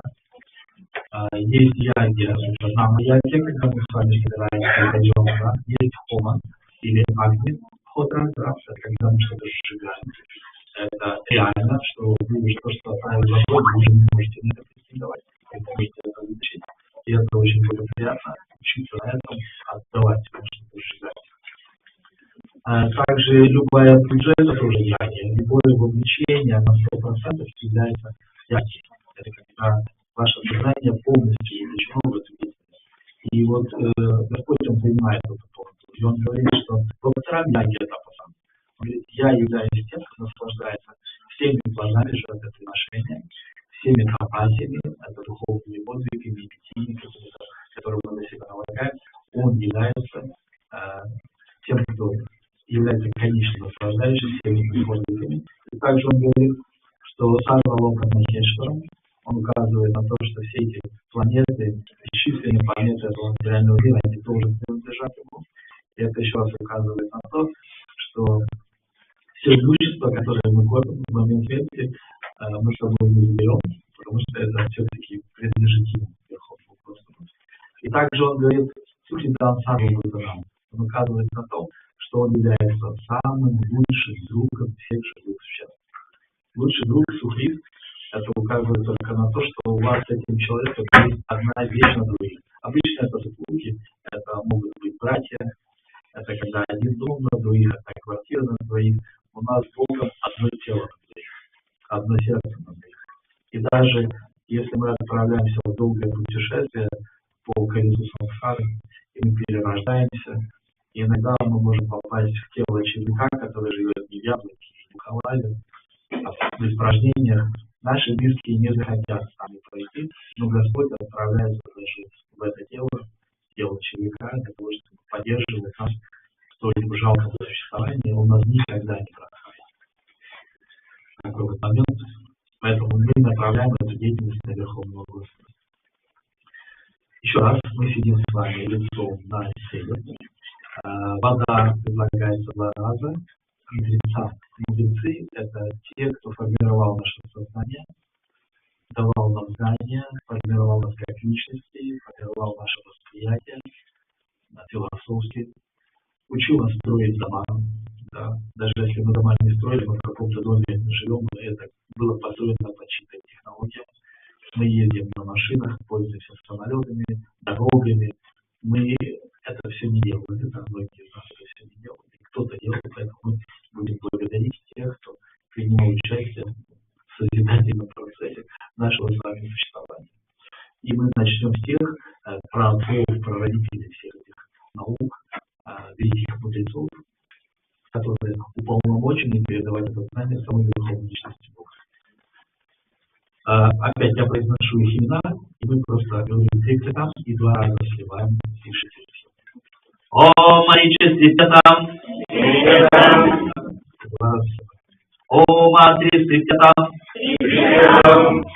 О, Мадхира Сриптатам!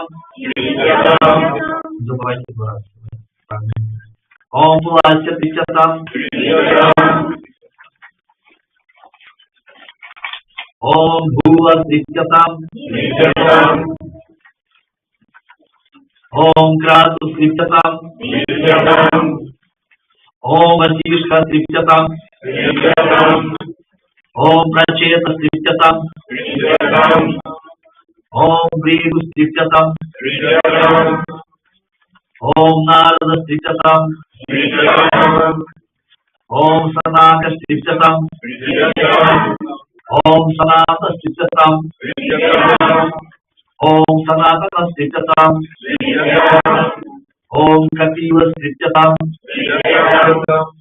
Om Asuri Srityam Om Odu Srityam Om Pancha Shikha Srityam.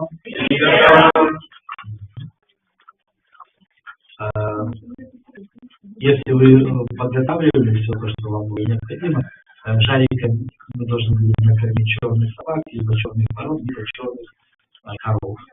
А вот вода, которую мы сливаем, она должна в конечном счете коснуться земли, поэтому ее можно будет сливать. Хорошо. А мы переходим к 3-му заключительному этапу нашей процедуры. Это предложение воды непосредственно предкам, поэтому мы сейчас с вами поворачиваемся на юг. Направление наших направление Мараджа. И с вами разворачиваемся.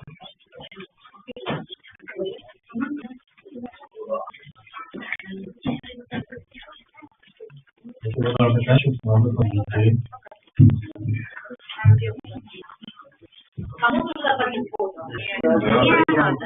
Да, воды не надо много.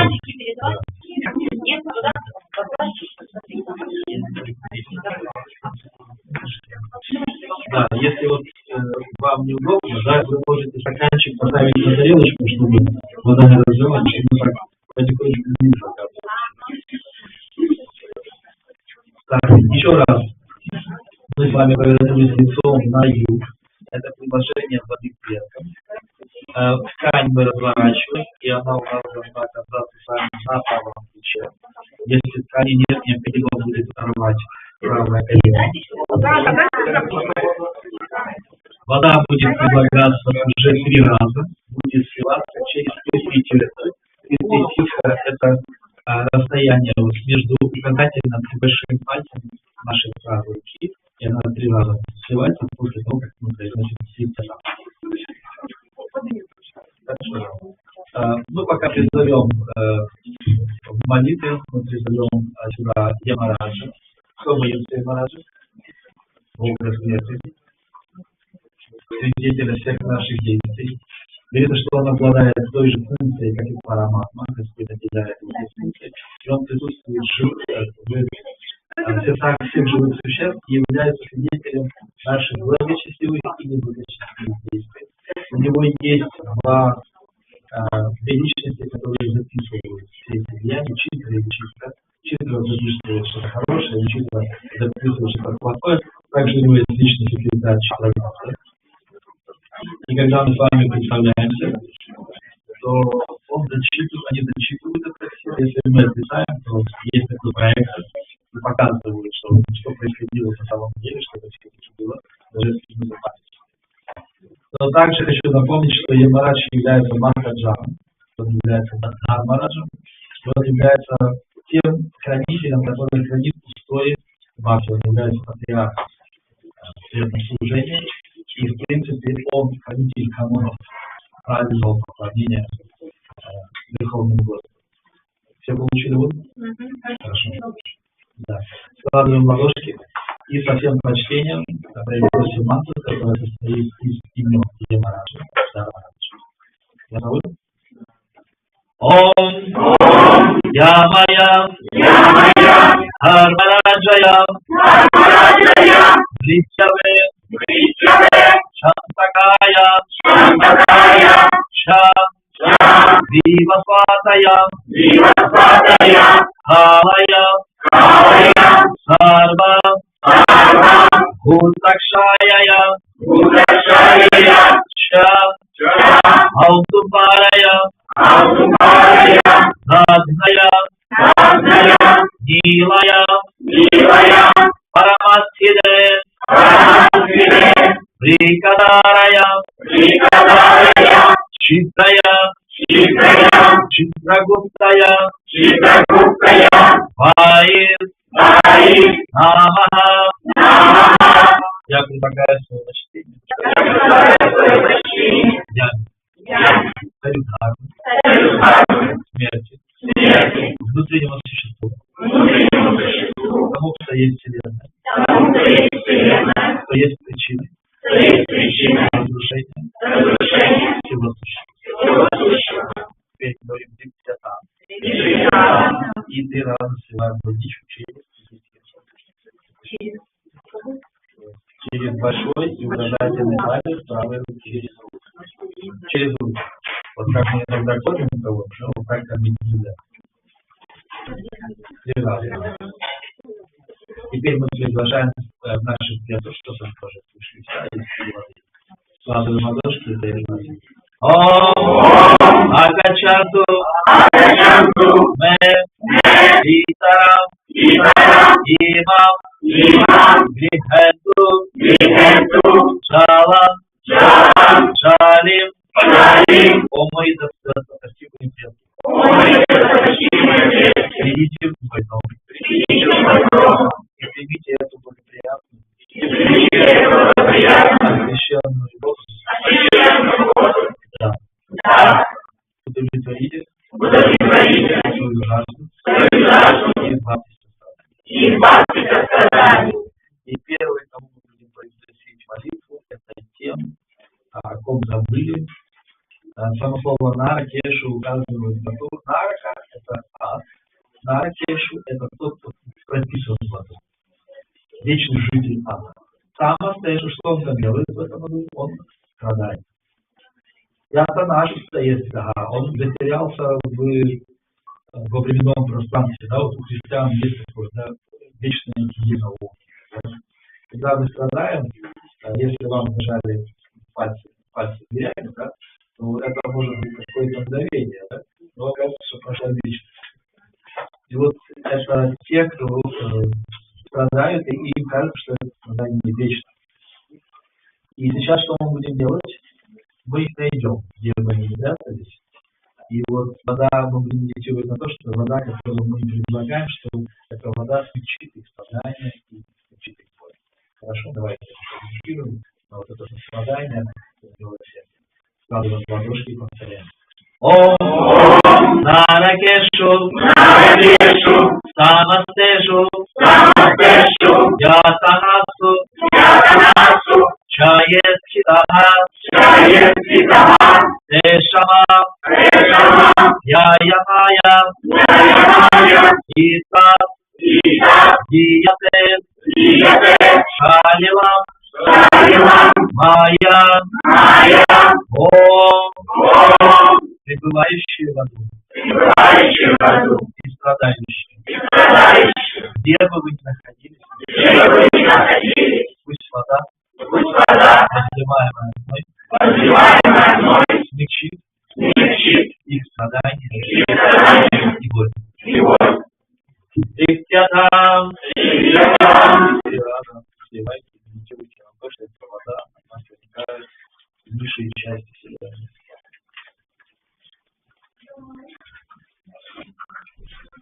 А теперь мы переходим непосредственно к нашим родственникам, друзьям и недоброжелателям. И эта мантра, она помогает нам задеть не только это рождение, но и предыдущие рождения. Даже если какие-то друзья или родственники или предыдущих рождений или недоброжелатели, мы заденем их. И мы будем медитировать на то, что эта вода, она принесет им бесконечный покой. Это очень важно, знаете, когда у вас состояние покоя, когда никто не выбивает вас, вы минус не плюс, да? И это состояние, оно вечное, когда ваш разум, он непоколебим, он тверд, и вы начинаете обретать возможность выявлять истину. Это очень важно. Правда, ладошки. Бхандава – это наша семья, Бхандаваха – это член нашей семьи, либо Бхандавава – это предыдущая семья. Повторяем за мной. Ом Ес Бхандава Бхандавава Ес Антьяча Аммани Бхандаваха Ес Криптин Махилам Янту Ес Шасмат Тоякам Шинаха Ом. Да, обретут родственники. Друзья. Прошлые. Настоящих. Недоброжелатели. И те, кто жаждет воды из моих рук. Да, обретут они. Удовлетворение. Бесконечный покой. Триктятам. Называю ее друзьям, недоброжелателям, родственникам и тех, кто просто жаждет. Это пожертвование тем, кому не подносят и руки подносят. И теперь смотрите, у каждого из нас в роду были либо нерожденные дети, либо адоптированные дети, либо те, кто оставил свое тело, прошу несколько дней после рождения. Мы берем эту ткань, разворачиваем. Край этой ткани остается у нас на правом плече. Второй край мы ложим на левое колено. Мы делаем вот такую пуповину. Почему эту пуповину? Как это назвать? Ванта ништендонника, да? Когда мы принимаем пищу, мы принимаем обычно через рот, да? Языком, с вами. Но эти живые существа, они получали все необходимое через пуповину. И многие из них даже не знают, какой кровь, языком, ртом и зубами. Да? Поэтому что мы делаем? Мы делаем импровизированную пуповину, и мы предлагаем ему воду, жертвуя часть своей одежды. Да? Для тех, кто находится в эфире, хочу напомнить, что эту одежду мы не выбрасываем, пожертвование начать выбросить. Мы в данный момент ее жертвуем, но ее можно будет постирать и потом опять использовать. Вот постирать необходимо. И через минуту доест. Да? И складываем ладошки и повторяем. Экем Частма Куледжата Апутро Готино Брита Те Руханкумая Датам Вастра Нишпинта Нодакам. О те, кому не посчастливилось родиться вы пришли в мою семью. Вы никогда не услышали любящего слова. Вас никто не назвал сыном или дочерью. Сегодня я жертвую часть своей одежды в виде импровизированной пуповины, через которую вы можете принять это подношение. Священное.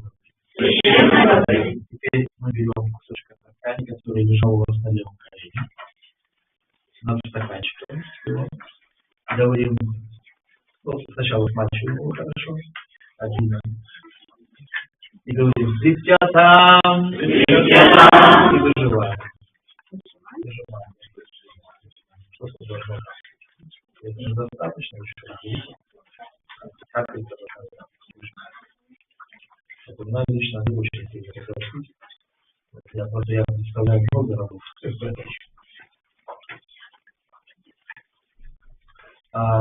Буквально недавно в 9-й песне Шримад Бхагавата я читал описание рода Куру или Пуру.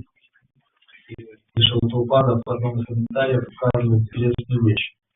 Он говорит, что каждому мужчине нужен сын. Потому что сын это путра, да, вот мы прочитали Апутра, да? Апутра это тот, кто не родился. И путра переводится как Пу, это низшие районы ада, и Тра это тот, кто освобождает. И разница между путра и мутра это одна буква. Путра это тот, кто выходит в виде семени из причинного органа. Мутра это тот, кто выходит в виде мочи из того же органа. Да? И говорится, что путра он способен очистить весь род, а мутра это моча, она способна осквернить любое. И сын, который не проводит шрадху по своему роду, который забыл свой род, он из путры превращается в мутру. Вот одна буковка меняется, просто превращается в мутру.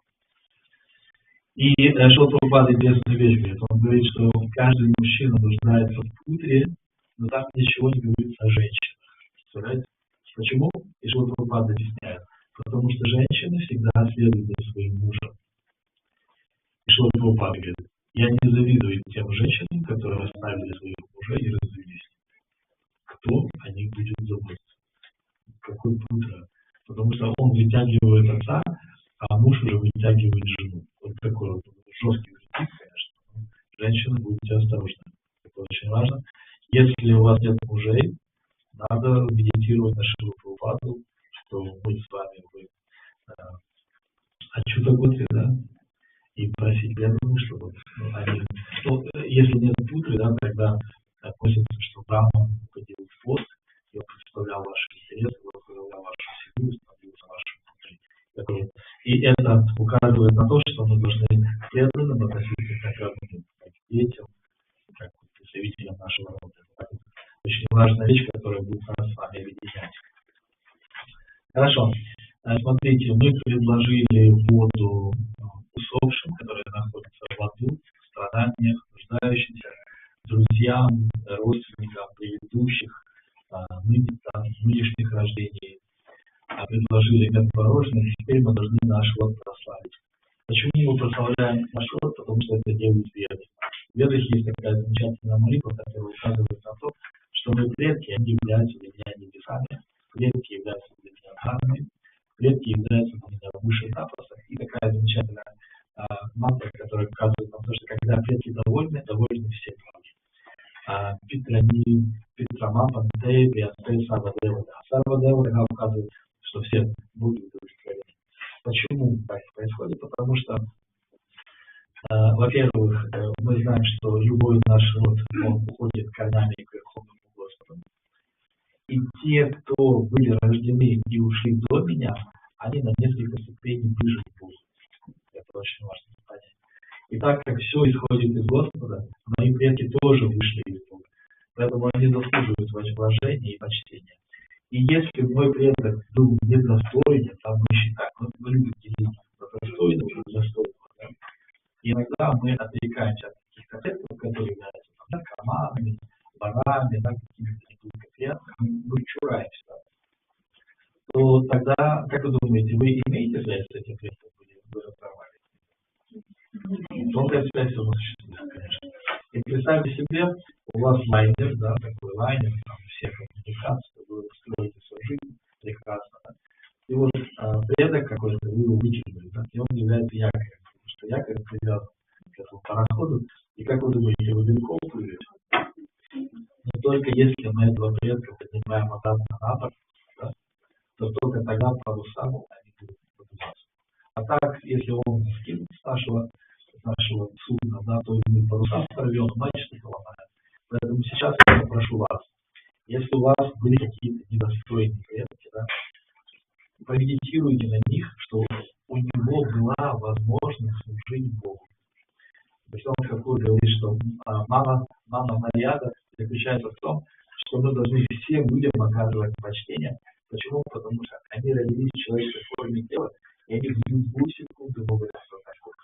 В любую секунду. Он сравнивает это с каким-то транспортным средством, да, которое может доехать куда-нибудь. А это самое лучшее для тех. И взгляните, пожалуйста, на себя и представьте, что вам тоже не дали шанс осознать Бога, и где вы сейчас будете. Да? И вы сказали, да нет, ты не достоин. Нет, нас тоже взяли на то. Поэтому давайте вознесем им молитву с учетом того, что даже если они были недостойны, тем не менее Кришна дал им возможность, и мы укажем на эту возможность. И в следующий раз, когда они эту возможность увидят, чтобы они ее воспользовались. Хорошо? Давайте повернемся к нам, по крайней мере, с почтением, уважением, и мы сразу решим очень много проблем. Хорошо, давайте помедитируем это и вознесем нашему роду молитву. Кем бы это ни были.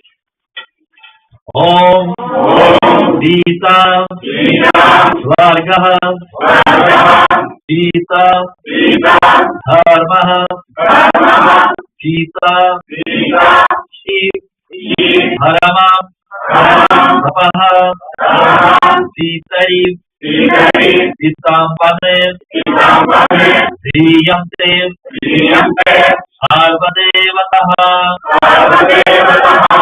Ом предки небеса, предки Дхарма, предки высший там.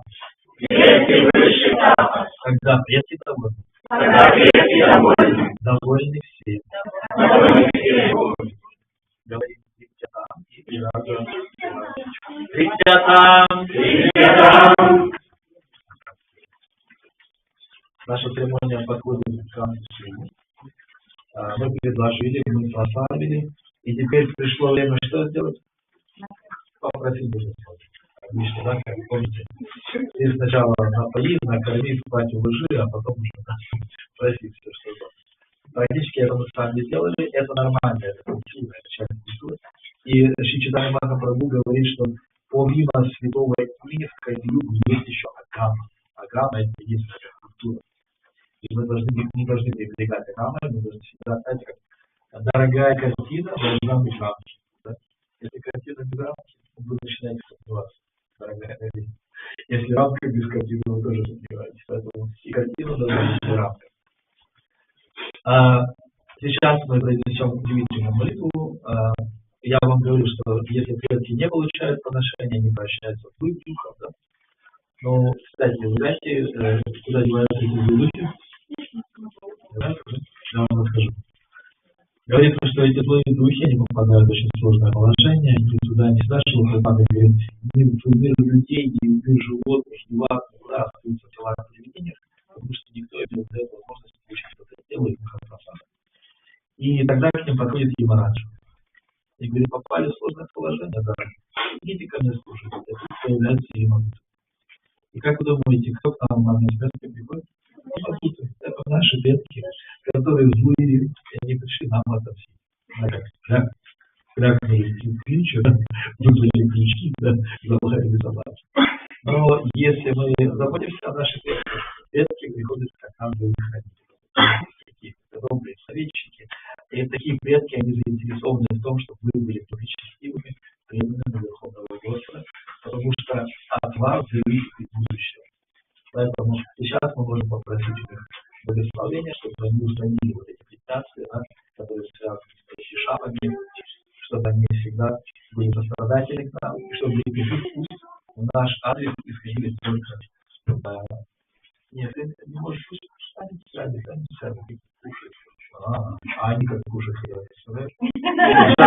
Ты их понимаешь, да? Вот сейчас браманы, которые представляют людей, они тоже хотят ничего не едят. Вот видишь, вот, а когда ты голодный, ты злой и молодец, да? А когда ты добрый, ну, видишь, это вот хороший пример. Все. Да, смотрите, у нас в стаканчике осталась вода, мы ее разделим на 3 части, нужно будет просто сразу стакана выливать, не используя ложку. А сейчас мы сразу ладошки и произносим молитву нашей песни. Om Ashisho Me Radyantam Pitaraha Karuna Mayana Vedaha Saptatayo Nityam Bhadhantam Bhagavan Mama Om мои сострадательные предки.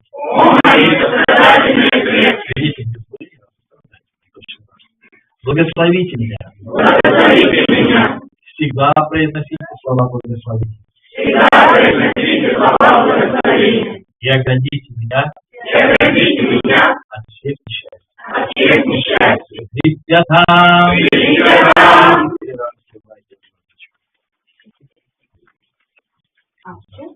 Да, все полностью очень.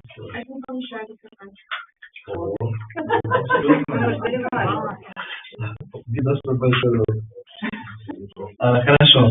Вриндаван Дас Такур говорит о том, что любой обряд, любое пышное поклонение, любая яга в Кали-югу не считается завершенной без самой главной яги, это Нама-Санкиртана яги. Поэтому Нама-Санкиртана яги, она устраняет все то неблагоприятное, что мы с вами могли допустить в результате этого поклонения, но могли какие-то ошибки, что-то могли неправильно говорить. Поэтому сейчас мы должны хотя бы 5 минут пропеть Махамантру Хари Кришна. Это мантра, она состоит из 3 слов. Харе, Кришна и Рама. Харе – это обращение к внутренней энергии Верховного Господа, Супруги Верховного Господа, Шримати Радхарани. В реальном мире она появляется как Лакшми Деви, богиня удачи. Кришна – это всепривлекающий, наслаждающий Верховный Господь. И Рама – это всерадующий Верховный Господь. Практически эта молитва звучит таким образом. О супруге Верховного Господа Шримати Радхарани, будь милостива ко мне и задействуй меня в служении всепривлекающему и всерадующему Верховному Господу. Шрила Прабхупада говорит, что эта мантра настолько совершенна, что ее могут петь и повторять люди независимо от своего вероисповедания, независимо от того, на каком языке этот человек говорит. Она настолько совершенна, что эта вибрация, она благословляет того, кто ее воспевает, тем, что он очищает его чувства, он его восстанавливает. И он начинает воспринимать этот мир таким, как он есть, какого создал Верховный Господь. Поэтому давайте с вами 5 минут воспеваем, для того, чтобы этот ритуал он достиг его победы.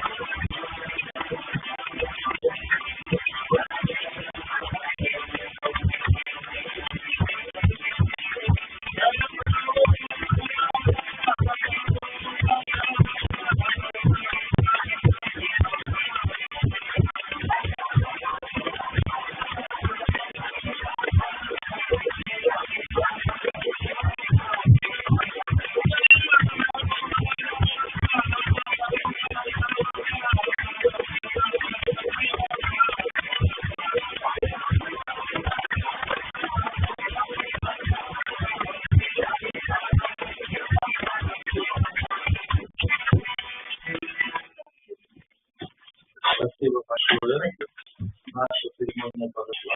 И я благодарю всех, кто был участниками церемонии, и надеюсь, что мы с вами будем продолжать. Спасибо большое.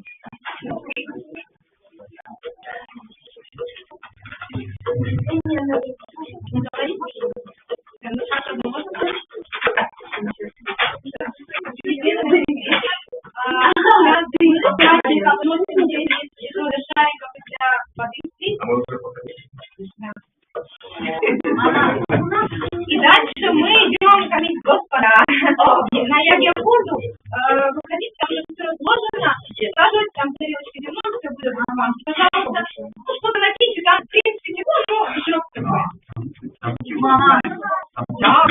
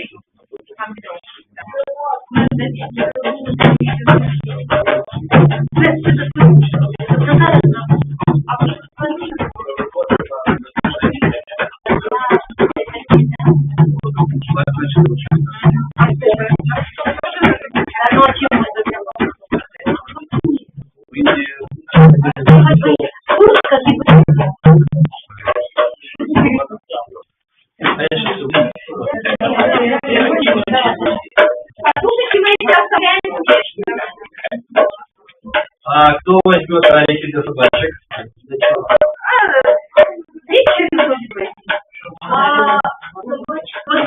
Но мне большой нет. Он же с рыжим. неважно. Главное, чтобы собака. Чтобы черного было больше, чем... Больше. Будет, что-то помешать собаке,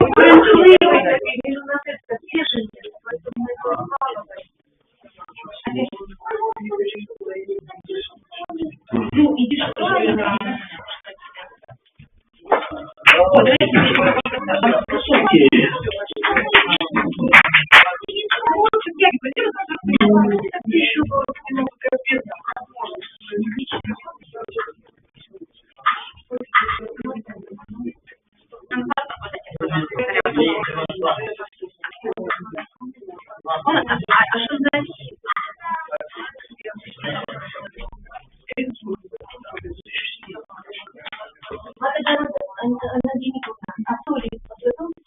готовили, только возьмите ткань. Мы уже его протерли, он не стоит.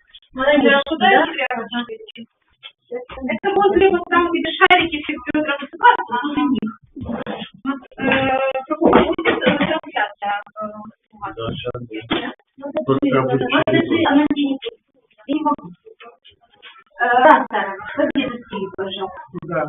Там столик для божеств.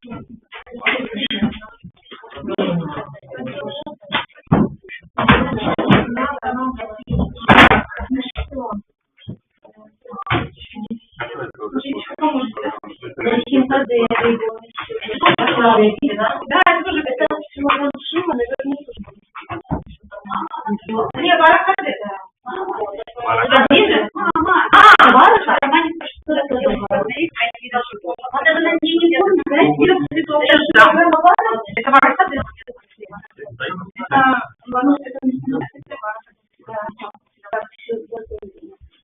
У меня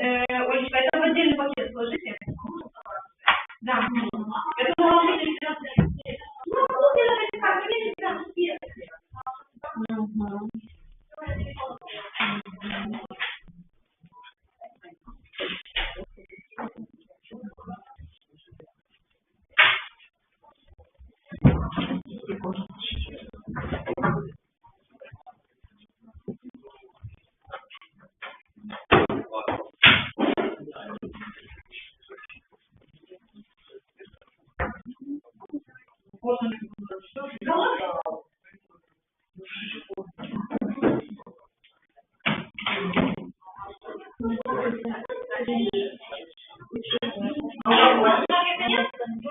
есть орешки сухофрукты.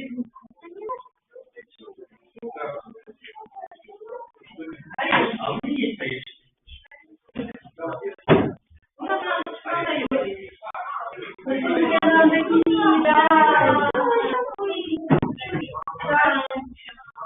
А фрукты нет.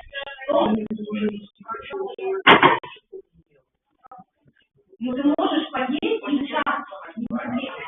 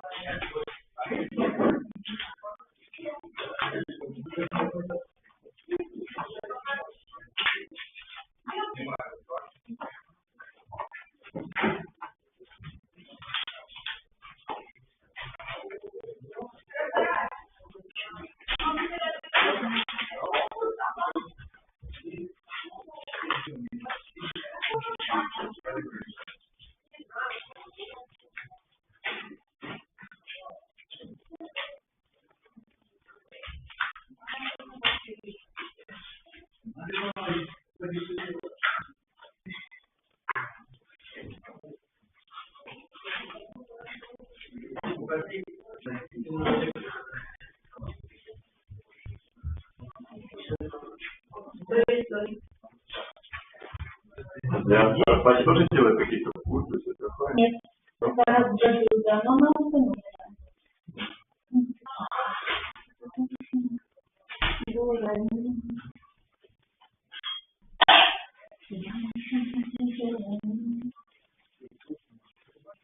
Когда всем предлагаешь, как распадать, просто ей предлагают, или... Нет, она же ну, не большинство, у нас же... Ну, вот я не сказал, что потом... да, Господа, ну, конечно. Нет, нет, не Ну, я не допустим, пробуйте сам. нет. В России есть определенный порядок, кому предлагают.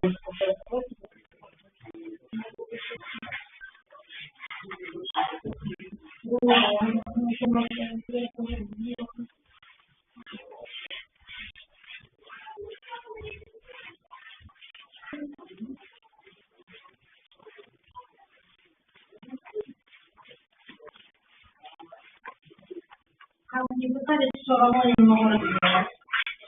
А мы так вообще потом сделали. Вообще такого помыли, такой водой.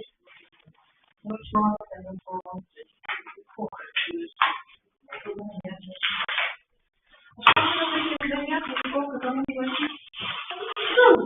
Это чисто положение тему по душе. Ну, это утром магазин. Да, так там стоять есть, найдешь.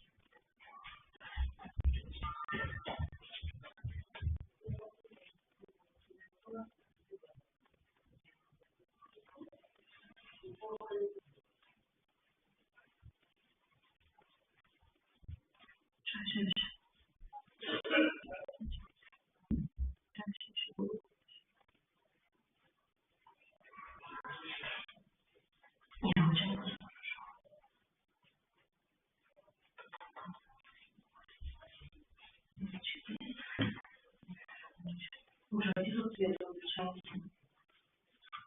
Игорь, где тут выключатель? Что его найти? Не могу найти, что это что выключается, да? Я много нет.